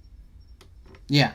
To me, that's a problem because it's like, think about it here, right? You're going and you take out, after all these assassins, and you take down Batman and you capture him and you hold him wherever in the cells, right? And you unmask him or whatever. All the assassins are just going to come crawling into the GCPD. That's what all of them are going to do. So, which we already have Copperhead, who Copperhead slips out of a ton of things as seen in her little cutscene. I think that would offer huge issues, but I would be interested in hearing the counterpoint to that. So, all the assassins, bar Killer Croc, who's already locked up, they're all human beings. Therefore, all it takes to kill them is shooting them. And as far as I know, none of them are faster than bullets. So I don't really see, realistically, especially if you arm whatever cell Batman is in with a bunch of guards, a bunch of cops, if any of the assassins attempt that, they're gonna get riddled by bullets. Just realistically speaking, they're dead. Especially Lady Shiva. Bar the stupid ninja techniques. It's a bullet to her head, she's done. A couple bullets to her abdomen and her arm and her leg, she's done. And we know that all these cops are armed to the teeth. We know they have riot gear to a certain extent. We know they carry assault rifles. So if need be, there you go. So in terms of, I don't think they would let a criminal Batman, technically a criminal, is a criminal. I don't think they would just let him roam around, because that risks a bunch of very vulnerable human beings from breaching their compound or breaching the GCPD. Okay, so that's a fair point about not letting Batman roam around. But to me, if you know that the assassins are are in for the money because of Black Mask, and you already have Black Mask, who has already broken everybody out of the prison, I think the first thing you would want to do is take down Black Mask and Batman. Maybe we can say that both of those things. But to me, at least, if any of the bounty hunters or the assassins or whatever get together, I think that they could clean house with a lot of these police officers, honestly. I know that there are people, but if they have basic coordination and they already have a good amount of crooked policemen on their side, I think it would be easy for them to get into the lockup. To get into the lockup, because hang on, so as far as I know, the only bulletproof one is Bane.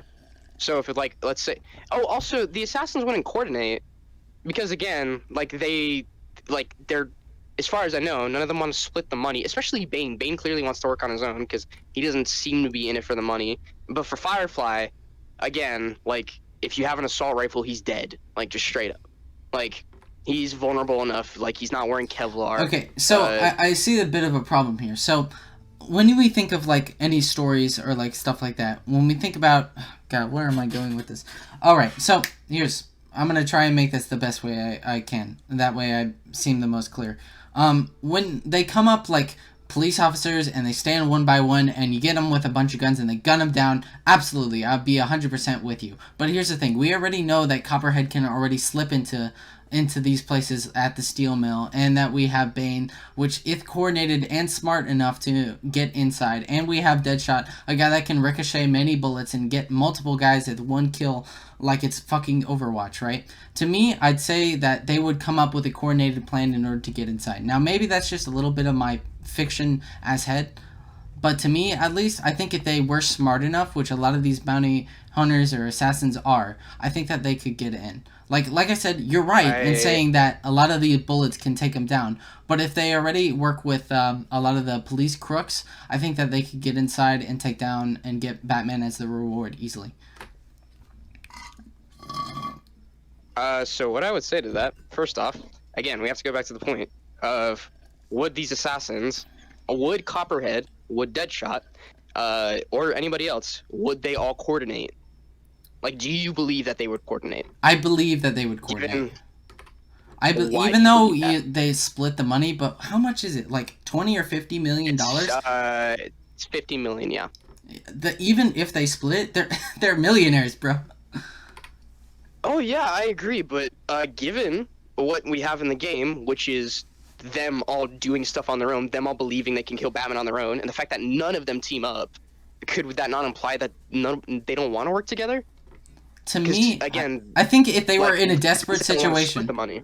if they were in a desperate situation, like having Batman in the GCPD lockup, where none of them could get to them technically, right? But if they coordinated together, they could easily get in. Even on their own, I think if Bane is obviously, if he just takes his troops of men, which is practically like a small army, he could end up taking over and getting to Batman. Like, to me, I don't think it's that unbelievable that, one, if they're coordinated enough, they can get in. And two, if they do coordinate, I think that it's very likely that they would, because if Batman's inside of a cell, then none of them could get to them. So they need to get to that money somehow.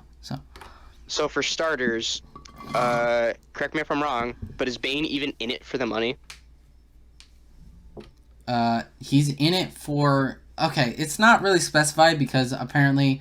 Like, you're gonna have to help me out with this one because the Nightfall thing, I don't know much about the Nightfall comic. I know my dad has it, but I don't know much about it because apparently he says later on in the game with, "In your death I will find peace," or whatever, even though I mentioned that it's kind of, like, strange to see both Batman and Bane have a feeling or know each other already. Like, I don't know too much about that. So that's actually, that's something I'm surprised I didn't see in your video, because that's something fucking everybody complains about when they introduce the assassins, because Batman goes like, Bane here in Gotham? Why? And it's like, wait, do Batman and Bane know each other? It's like, no. So when they do Bane's little like montage or whatever, there's a split like couple seconds where it gives his public records, and he's like a known terrorist, I believe is what they label him as.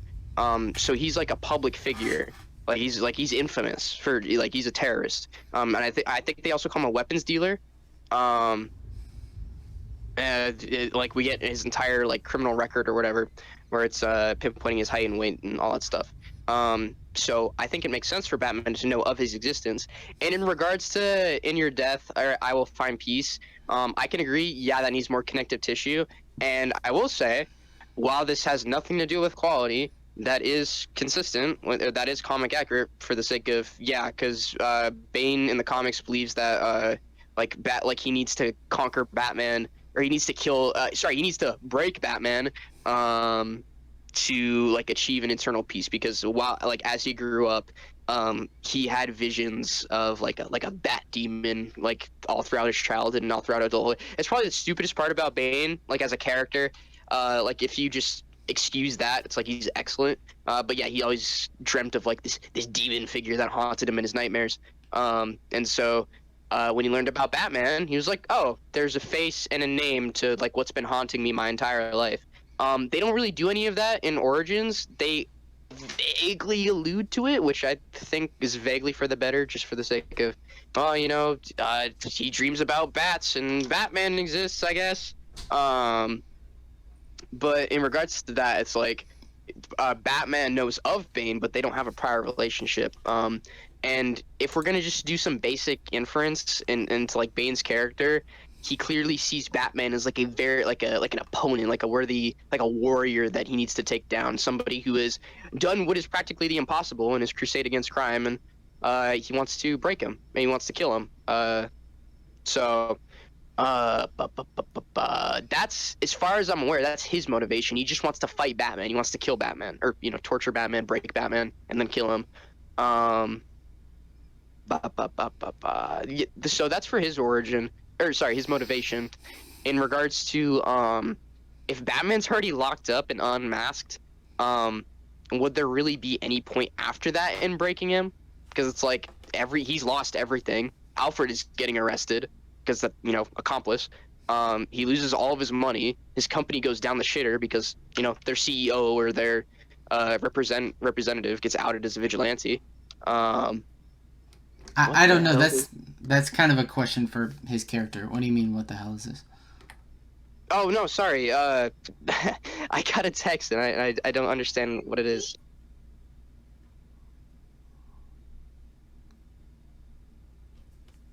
Sorry, I don't know what this is. I just got sent a random link. I think it's porn, but whatever. Oh, nice! You're getting the top tier stuff. You're debating and getting porn at the same time. Damn. I've never gotten a text like this, so either it's somebody messaging me, or like it's just a bot. Which I do get a lot of bot texts of like, oh, you won $5,000. Apply for the survey or whatever. But yeah, anyways, back on topic. But yeah, in terms of Bane's motivation, that's basically what it is. And if Batman has already lost everything, I don't think he'd have much motivation to go after Batman in prison. Okay, to me, I'd still think that there would be enough of the character, like, that sees, like, here's this persona of me that's, like, even if he's, like, stripped of all of his stuff, I think that would still be fear enough. Like, this is clearly the only thing that has come close to, like, a bat-like creature that's haunting me, right? And he's the closest thing I got. I think, if anything, that would make him more determined to go in there and start to beat him up. But then again, we don't know. We're kind of so if he wants to, because as far as I know, he says in game, correct me if I'm wrong, anybody, that he wants to break Batman. And if we're using the comics as a leaping off point, like, he brings Batman to, like, peak physical exhaustion, and then he breaks his back. He doesn't even kill him. Whereas here in Origins, his version of breaking Batman seems to be ruining his life by, one, killing Alfred, and destroying the Batcave, quote unquote destroying the Batcave, and two, getting Batman to kill Bane. Or getting Batman to, I think it's just getting Batman to kill in general. So in terms of Batman losing everything, it's like, I feel like that'd fit Bane's definition of broken. It's like, he like just physically can't be Batman anymore, like to the capacity that he was throughout the 2 years. Okay, that makes sense, but like for him to stop, I would concede to that point. But to me, I still think even all the other assassins that they coordinated or worked with any of the dirty cops, which, as we know, SWAT with Brandon's unit want that piece of the money as well. So, like, to me, I still don't think it's like, if this was a weird telltale whatever route, I think that it would be possible that, like, a lot of these people would end up storming the GCPD. To me, I think it's just a risky play. For Copperhead, as much as she's able to slither around and, like, sort of be very acrobatic and contortionist-y with her abilities, I feel like she can only do that to a certain extent. Because remember, Batman he literally picks her up and throws her on the ground. Like, in order for her to have any sort of advantage, she needs to be in a very open space. Sorry, not an open space, but a very I guess a better word would be confined space, because we see her like the way she maneuvers throughout the steel mill. She's like using all the bars to navigate and traverse, and she's very like like slithery. You know, Copperhead. You know, snake. So it's like, again, I feel like Copperhead being vulnerable to guns and bullets, as much as slithering she can do, she's not faster than bullets. And it's like, you put Batman in a cell, it's like, what's she really gonna do? She's gonna crack a few necks, she's gonna poison some people, but it's like shot to the head, or just spraying her with AKs. It's like she's done. Deadshot. Again, because the thing is, in terms of his like effectiveness, when we see him in the opening, he uses his little like ricochet shot against the guys. But again, you have one guy with very limited ammo versus GCPD, multiple officers with practically unlimited ammo. It's like, would Deadshot really take that risk? Would Copperhead really take that risk? Would Firefly really take that risk? Would Shiva take that risk? I don't know about that. Oh yeah, also I think she says she doesn't even care about the money, as far as I know. She just wants to see if like Batman's worthy for the Master. I think she's talking about Kirigi or Raish, one of the two.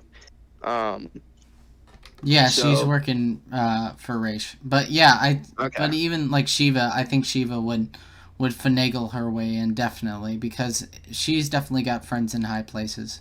The League of Shadows are over. Like, to me, I think that we're fighting over something that's given like limited window on. These are only like a pathway that we can kind of choose. Yeah, well, that's the thing, because it's like I think the stakes are just too high for the assassins to storm the GCPD, and again, it's like, I don't think. But for like, $50 million? I like, again, given the stakes, like, no. Especially when you could take lower end contracts that can pay you not nearly as much, but could still pay you like a livable income. Absolutely. Especially if like. But I think one of the reasons, like $50K. I think a lot of these bounty hunters go in knowing that they're probably, hey, we're probably not gonna like. Definitely, we're not going to be in a safe place doing all this, but this is $50 million. Like, to me, like, that's just too high of a number to just completely give up on, you know? Here's the thing. They're all going up against, as far as they know, they're going up against one guy. And if we look at every single scenario that Batman is put in with these assassins, he is on his own majority of the time outside of Firefly. So with let's see, Shiva, it's her and just Batman and some of her assassins. For Deadshot, it's literally Batman versus 15 plus guys, because it's Deadshot and his men in the Gotham Merchants Bank. So yeah, Batman's on his own, so the stakes are stupid low, especially when you account for the fact that this guy doesn't even kill people. Whereas if you try to storm the GCPD, you're gonna die, like, just straight up, especially if you're a known assassin and you have warrants, like, you're fugitives of the US, like, especially Bane, because he's he's just a straight up terrorist. But because all these guys have criminal records, like Copperhead, for example, like, the stakes for her, like, the stakes for all of them, they go to jail, because they all know, as far as they know, Batman doesn't kill. He doesn't kill criminals. So it's like, if we compare the stakes of the two scenarios, it's like, going up against Batman the way they do, it works. If anything, it works in their favor. Okay. Like, to me, though, I just think that if they just coordinated, it would be pretty simple. And the fact that if they work with Brandon, I think they could easily get it. But again, if we analyze all of their motivations, they're not going to coordinate. And we already know, based on the fact that they're all working separately, that clearly they don't want any involvement with whatever's going on with each other.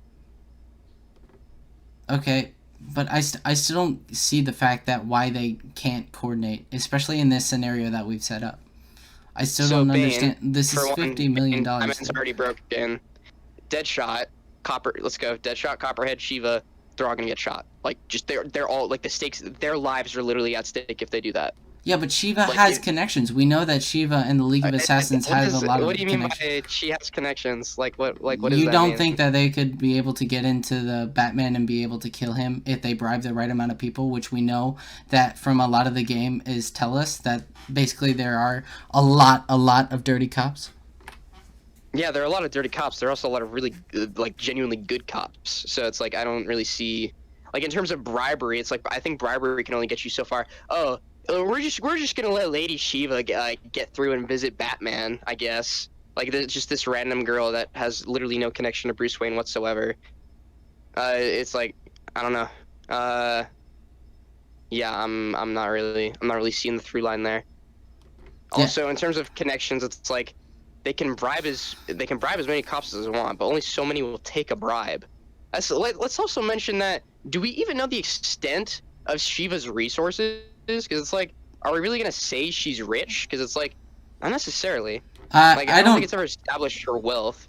I don't know about her wealth. All I know is that the League of Assassins have like a lot of connections. Like I think a lot of the reason why the League has been around for so long is because, you know, they've had a lot of connections to these older establishment types. So when you say connections, do you believe that like Raish has ties to the ties in the GCPD? I definitely do. I think that they know that they're firm dirty. establishment of that. We already know that Shiva already knows that most of them are dirty. Where? It was in the side quest. Remember where they yeah, she ends up killing a cop or something, or she like uses a ton of corrupt cops as like hostages. Yeah. So in regards to that, again, there's zero establishment of Shiva's resources, and in regards to the League of Assassins, League of Assassins being in high places, that is like never, like I don't think it's ever said in Origins, or even in City for that matter, because Quincy Sharp says, "Oh, I have friends in high places," but that's Quincy Sharp. He's talking about Hugo Strange, who's connected to to Ra's al Ghul, which is like those two are completely divorced from like whatever's happening in Origins at this point. Right. I don't think we're getting anywhere. I want to move on to the next point to be more curious about this stuff. It's not. I just think that we're just in a standstill here. Okay. 3952. You say Batman is okay with brutalizing cops, but not women. So Batman needs info from the GCPD, and the only way to get that info is to break in. Brutalizing the cops ensures his safety. As weird as it sounds, him taking out the cops the way he does, doing silent takedowns, doing the one where he gets through he busts through the grate and he knocks out the cop, and Alfred's like, "Oh, you're so harsh. These are city officials." It's like, okay, Batman has two things to think about. The information that he needs, which will save lives, and two, the fact that his own life and his own like just existence is at stake here by being in the GCPD.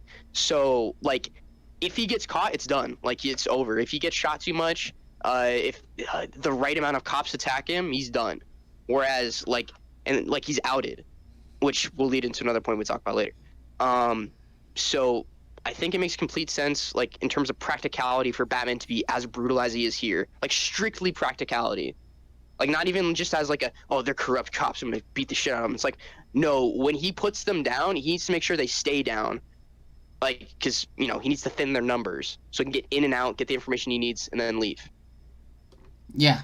Okay, I've kind of already conceded on this point already. I said, my point originally was that he seems like it was more so against the women thing than the police. I think, to me, when I was trying to point out in the video, it was more like a funny thing to point out.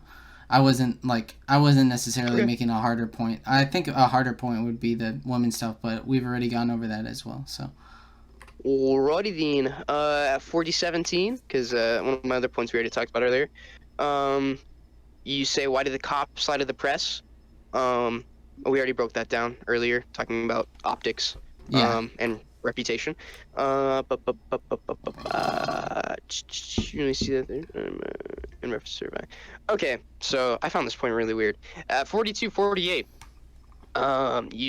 this is when the Batman is going through the riots. He beats up the guys, and he finds that doctor from Arkham City doing resuscitation on one of the like a cop or prisoner or one of the two, and It's it's not just really doing the the stat clear, it's doing the little electricity thingies, and you say you can see that they're really trying to bash this over our heads in reference to reviving people with electricity, because it's a setup for Alfred inevitably almost dying, and then Batman uses the shot gauntlets to revive him, and you can hear in the back of Batman's head, you can hear the Stacey Baker's voice saying, "Oh, stat clear," because it's like, "Oh, neat little setup right there. Well, that's the payoff." So I took issue with the fact that you frame that as the game is trying to bash over our heads that resuscitation will play a key role later at the end of the second act. I mean, I just thought it was like worth pointing out because this is something that completely, like, obviously, like you just said, it plays out later when he resuscitates Bane. So I think I was just trying to point out, hey, they're clearly trying to point this out and set this up. You'd be stupid if you didn't see this coming, pretty much. I think I completely disagree with that, because like I don't think anybody saw reviving Bane or reviving Alfred coming, especially because the Alfred thing's a fake out. Maybe it's just because I've played these games for a long time, so I know this story. So to me, I hear it and I'm like, oh, okay, that's a call to the future. I basically know what's going on. Because I just took issue with framing it as like the game not being subtle with its setups. Oh no, that's not really what I'm trying to get at here. I'm just saying, hey, you'd be stupid if you wouldn't believe that this was like basically a point that would come down later on in the game. To me, that's what I was trying to say. Not that it was like necessarily a negative point or like a poor setup. That's not what I was saying. So yeah, I also take issue with like saying like they're stupid if they don't think about that. But like within the context of like, oh, I've played the game and I understand the ending and I can make I can connect the dots. It's like, well, yeah, somebody who's already played the game yeah, they'd be kind of dumb if they didn't pick that up. I think it's just a matter of, what if this is somebody who's like only played the game once or hasn't played it at all, and they're watching this critique, and it's like, oh, well, what? Like, what? I'm stupid. Like, because I didn't pick up on that. It's like, sorry. I just think that's... To me, it's just, like I said, a lot of these games have just been kind of like, I've like memorized a lot of these points at this point, so... Like, to me, like, or I memorized, like, these games and their plots at this point, so, like, to me, yeah, it was just something off to me, like, I don't, it's not really, like, a true insult that I mean at anybody. Okay. Yeah, I think, well, yeah, no, of course, I think it's just that the framing of it is all... Yeah, like, my framing, that's something that I need to work on. I need to be... shit. Like, the number one thing that I'm getting out of this is that I need to be 100% more clear with, like, a lot of the stuff that I was saying. Like, to me, okay, so, like, I have, like, a small audience, but, like, a Discord of my own, and when I say, like, a lot of these things, I feel like they get it more so than, like, saying it here. I just need to be sure that in the future, in my next few videos, that I completely clarify and show both sides and make sure that I'm more clear about my points. I think that's a lot of my issues coming down here. Yeah, okay. Alrighty then. Well, next up. 4428. Gordon gets between Brendan and Batman. So this is, of course, when Batman and Gordon meet each other. Or they meet each other in person for the first time. Gordon gets between Brendan and Batman for some reason. Why doesn't Brandon just move around Gordon? So, let's break this down. We have Brendan on the far left, Gordon in the middle, Batman on the far right. So, if Brendan moves, like let's say he moves counterclockwise, to get an angle on Batman, Batman can just move counterclockwise with Brandon and remain behind Gordon. So it's like, why? Like, what would be the point in that? But there's an elevator and a wall, and technically as a way, like he can't circle around forever. So Batman grab Gordon. So keep in mind, we're thinking from Brendan's POV. Batman grabs Gordon, uses him as a meat shield. He's now but Gordon's now a hostage because Brandon decided to make a move. So like, I feel like it'd be redundant to try to play ring around the rosy with Batman. Yeah. To me, the way that I saw it is, hey, you got 3 guys here, clearly all pointing their guns at him. I feel like just if one of them moves around, you'd have an angle on him. That's the way I meant it. Yeah, but the thing is, Gordon is like the stakes. You know, like from Brandon's POV, Batman can make any sort of move, and that could harm their lieutenant. So like I just don't agree with the idea that Brandon could just move around Gordon and shoot Batman. It's like Batman's obviously going to react to that. Like, he's gonna let you get an angle on him? No. So you would use him as a shield. Yeah, okay. I see your point. That's a fair point. Okay, so 44, 48. You ask, why is Gordon on the roof? Does he have the power to teleport? So, there's a massive gap in time between now, and when we last saw Gordon, which was when he was arguing with Barbara. So, I find it weird that teleportation would be like the go-to sort of like way to frame the criticism, as well as yeah, I think it's very convenient that Gordon is here of all places when Batman is trying to escape, because he gets in the way of Brandon shooting Batman. Because if I were to call this criticism anything, it's just it's like an absurd contrivance mixed with plot armor.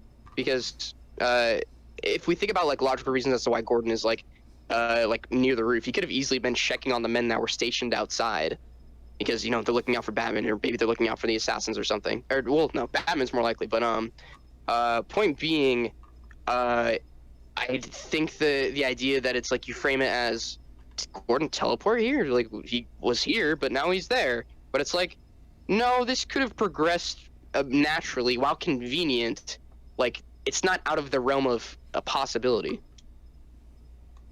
Okay, so first off, the last time that we see Gordon before the rooftop is all the way him arguing with his daughter Barbara, all the way down there. And I think that, number one, Gordon needs to be where the riot is. I don't know why he's not helping out with the riot. That doesn't make sense. He's a lieutenant.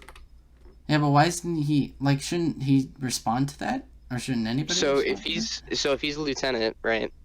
Well, actually, is he a lieutenant or is he commissioner now? Because I don't know who gets put. No, he gets commissioner at the end. So yeah. No. So, in regards to like, why isn't he at the riot? So, I'm pretty sure in terms of being a lieutenant, you wouldn't have a lieutenant take care of a riot. You would have people who are actually like, I don't know what the exact term is, but I think they're just called riot officers. Here, let me. Yeah, so he's not the one who necessarily goes into the field. Like, it is the actual officers, the like SWAT team that goes into the field. Like, people like Brendan. Like, Brendan's an officer, as far as I know. He's not a lieutenant. Like, that's part of, like, his unit is SWAT. I think, yeah. Just like, something to do with SWAT. Yeah. No, I'm right. Nope, sorry. Yeah, his unit is SWAT, whereas Gordon, he's a lieutenant. So that wouldn't be his specific duty to suppress the riot. Not to mention, if we're gonna use the riot, play into the riot of where he's located, it's like, okay, so he should check the roof to make sure his men are prepped for anybody trying to escape. And I mean, yeah, so there's those two criticisms, I guess. Okay, so I think, yeah, you make a fair point. I didn't account for the fact that he was a lieutenant and that he wouldn't be there. Like, to me, I think Gordon is the guy that not necessarily goes in, but he certainly, like, at least tries to help out. Like, Gordon is the type of guy to do that. But if you say that that's, like, a bit unbelievable, or a bit believable that he wouldn't attend to it directly, I say that's fair. To me, that's, like, I just don't understand how he got from all the way down there and all the way to the roof somehow. Maybe, actually, here's maybe a point that I'm just now realizing, is that you may go and check on the officers on the rooftop, since Batman did take him out on the rooftop. So it makes sense for him to go up there and check out the people down that are down. So maybe that's fair. Maybe teleportation wasn't the right word, but definitely convenience. Yeah, because I would say, well, it's convenient in regards to the timing of, is Batman's here, and he's he stops Brendan from shooting at Batman right away. But in terms of like, so there is a solid have we time been gap going between for? last time we see him and We've on the been rooftop. going at this for So 2 it's like hours. he could have taken the elevator, he could have walked up the stairs. Like I feel like he could have done either of those in terms of how he got there. It's like, oh, he just did that. Like he did the thing that anybody else would do when they want to get from one location to another location. But yeah, moving on, I guess. We already talked about the riot. We already talked about Brennan going around and shooting Batman. Oh yeah, you point out that Gordon just gets knocked out by slamming against the wall. I think it's convenient for sure, but you also have to account for the fact that it's a grown man in body armor slamming you against the wall. In terms of the force, I would need to know the specific science of like what it would take to knock somebody like that out with that application of weight and strength. But if you want to, I would call it just convenient, or it's odd, it's weird. But that's the extent I would go for that particular bit. If there's nothing else there, 4605. You ask, how does Barbara know where the weapons crates are located? Because when the dialogue, she literally says, I'm sending you their GPS location. So there's that particular thing. Hold on, let me listen to that part real quick. Alrighty then. It is 4605. Hello, Batman? It's Barbara. Sorry for hacking into your comms, but... So how can she just hack into Batman's comms? It's gotta be top of the line, right? I mean, it's Batman, for God's sake. You think it would take a bit more than a teenage girl to break into his comms. But I guess I'll let it slide because this is Barbara, aka Oracle here, so sure. Another thing is, how does she know where the gun's locations are? Did she put a tracker on it, and so on and so forth? We head into the series where we encounter Black... Okay, and how does she know the locations? I didn't... She says, she tells him, I'm sending you their GPS location information. Oh, okay. But how did she know that? So, since they're weapons crates, and for some reason, I don't know why in particular, they're like, I guess they're electronically locked, which means I'm assuming they're tagged with a tracker. For the sake of tracking, we don't really know the means in which the GCPD got these crates, but like yeah, they seem to have trackers on them. In regards to how she got the information, I feel like this is something she could have either got like information she could have gotten just from hanging around the GCPD and listening to other cops talk, or she could have gotten from her dad, and perhaps he was just talking about what's happening at work. And she was like, oh, well, the cops can't do anything about it, so I contact Batman. And since they establish her as, like, she's, like, super smart with technology, I don't think it's out of the realm of a possibility for her to obtain the location, like, the specific means of tracking for how the police, the specific means of tracking for the weapons crates. Okay, that's a fair point. All right, 4739. You ask, why hasn't Batman accessed the National Criminal Database before? So, when he first goes to Lacey Towers, at the end of the entire ordeal, he tells Alfred, it's like, okay, I can't find information on anybody here. I can't find information on the body double. I can't find information on this Joker guy. I can't find, I found information on the girlfriend, and Sionis, but it's, the body double and whatnot. So he tells Alfred, I need the National Criminal Database. And Alfred's like, the only way you can do that is by breaking into the GCPD. So we're getting told very explicitly that the only way to break in is to get into the GCPD. So, he's told it's located in GCPD, and it's pretty difficult breaking in there. And like we established earlier, the stakes of being Batman and being in the GCPD are absurdly high. And Alfred says the only way to gain access is to physically hack the servers. So Batman, prior to this night, is not going to go storm the GCPD if the stakes are low enough, because as far as we know, this is like the highest stakes it's gotten for Batman. And segueing into another point, how did Batman solve cases before having access to this, which you say at 4747? So we know that Batman has facial recognition software because of the whole crime scene thing, and he gets people's identities based on public record, which is, I believe, is how he gets information from like the first guy. And then when we do the first crime scene,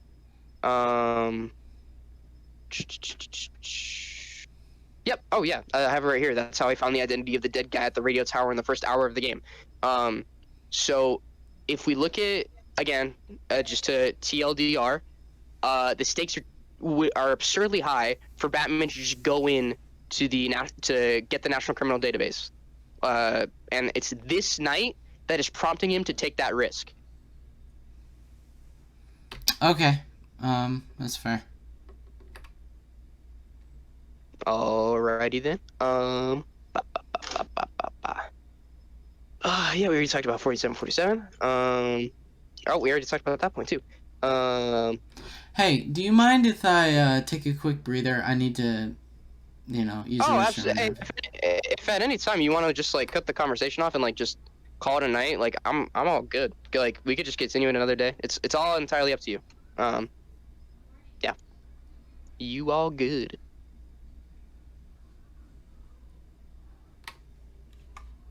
So how's everybody doing in the VC? Well, fuck you guys too. Goddamn. Hey, man. Oh.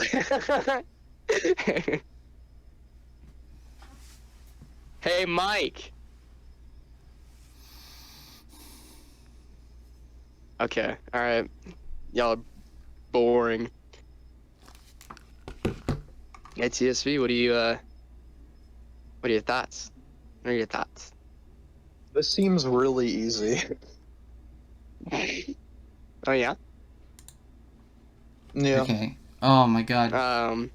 One thing I thought Sorry, of you're gonna just have to really hear this quickly, overhearing his conversation, but oh my god, I'm because he not doing brought well up at all. the whole this I is haven't like brought the up any of 21st century the and good people points have that I like did phones make, or whatever and and they can I need a record breather. shit and whatever. Oh, this is an absolute humiliation. Shouldn't the police just as easily say that like those were photoshopped by weirdos on the internet to try and stir up controversy? What an that's I didn't think of that, TSV. Nice. Yeah. I'm just saying, like, I don't know. It seems plausible to me. Like, people do this all the time with, like, urban legends like Mothman and Bigfoot and shit, so.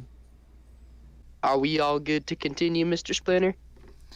Yeah, indeed. I don't know. I feel like I've taken debates before. I've definitely done debates before. It's not It's not like as frustrating as my Chew debate. Nothing will ever top that. But I feel like a lot of these, like, to me, I need to rethink a lot of my points. And to me, like, when I took that break and like got a cooler head, I think I need to go over my video in totality and make sure it's so good.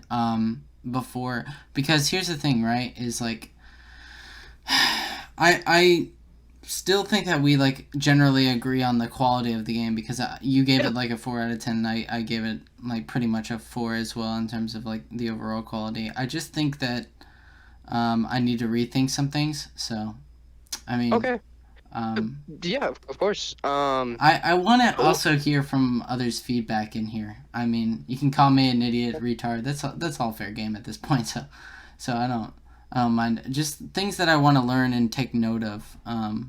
Because I think we could go further, but I have a feeling we would get to the bank scene and another thing.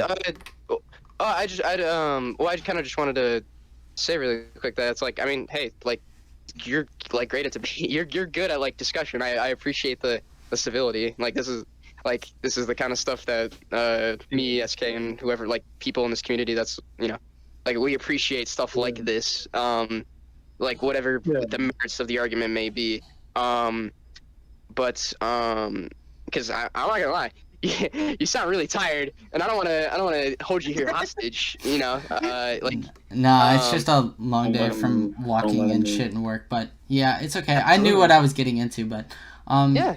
I just really wanted to come in with like, hey, here's my point. Whoa, hey, there are these points, and I'll come back with like a clearer head, and like better stuff. I promise to make like a video that responds to that and clears up certain issues.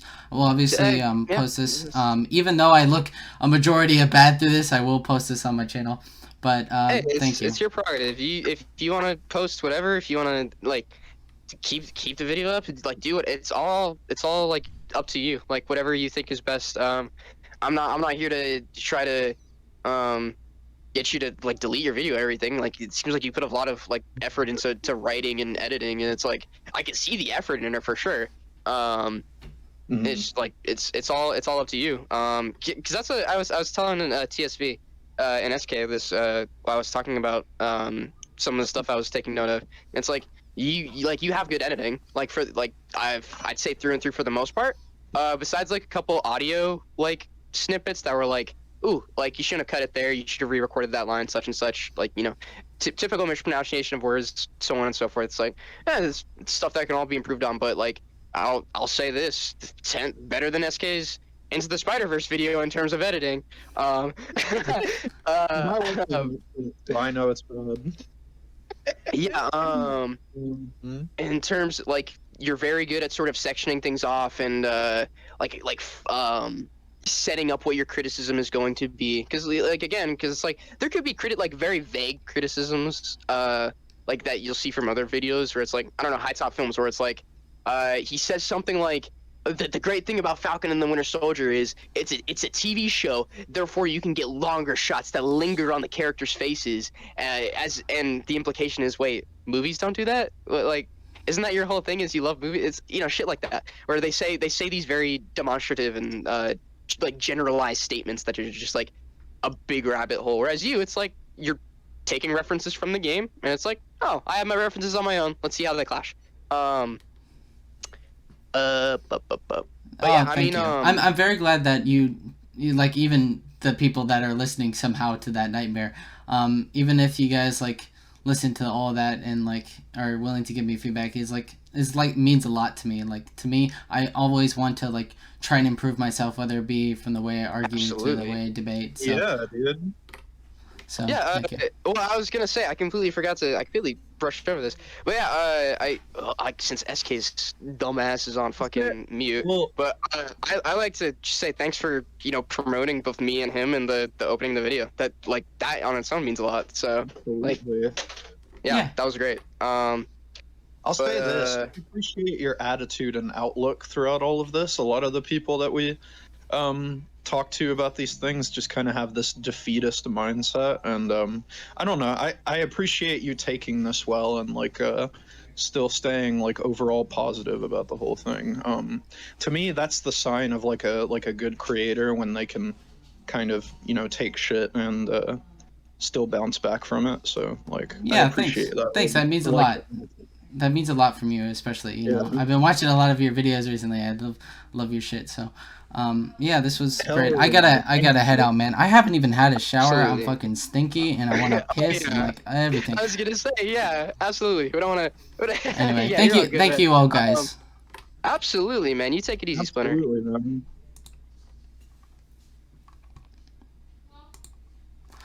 All right, ladies and gentlemen, it's that time of the video where I oh god, that was bad for me. Wow, I did poorly in terms of like a lot of my points. I think I came into this debate the wrong mindset, because here I come in with all these notes, but a lot of these notes are the thing that he directly responds to. So all this, null and void. All of it is null and void. Thanks, and you're useless basically. But I need to take a section to self-reflect. I also want to at some point make a response video to this video, which is going to be a nightmare. Maybe I'll just clear it up in my Injustice video, but I do want to make a separate video about that. But I will also be taking my points with Young Justice and like showing them to BatNick and SK and saying, hey, does this and this work? So I'll just need there's a lot of learning points that I need to take on here and understand and learn before I jump into another debate. But yeah, that was like, I'm tired, man. I'm really exhausted. That was part of it, but yeah, as long as I take this as a learning point, I should be all good. So, oh my god, there's a lot that I need to talk about. Oh boy. So, thanks for sticking through all that. Thank you. Peace.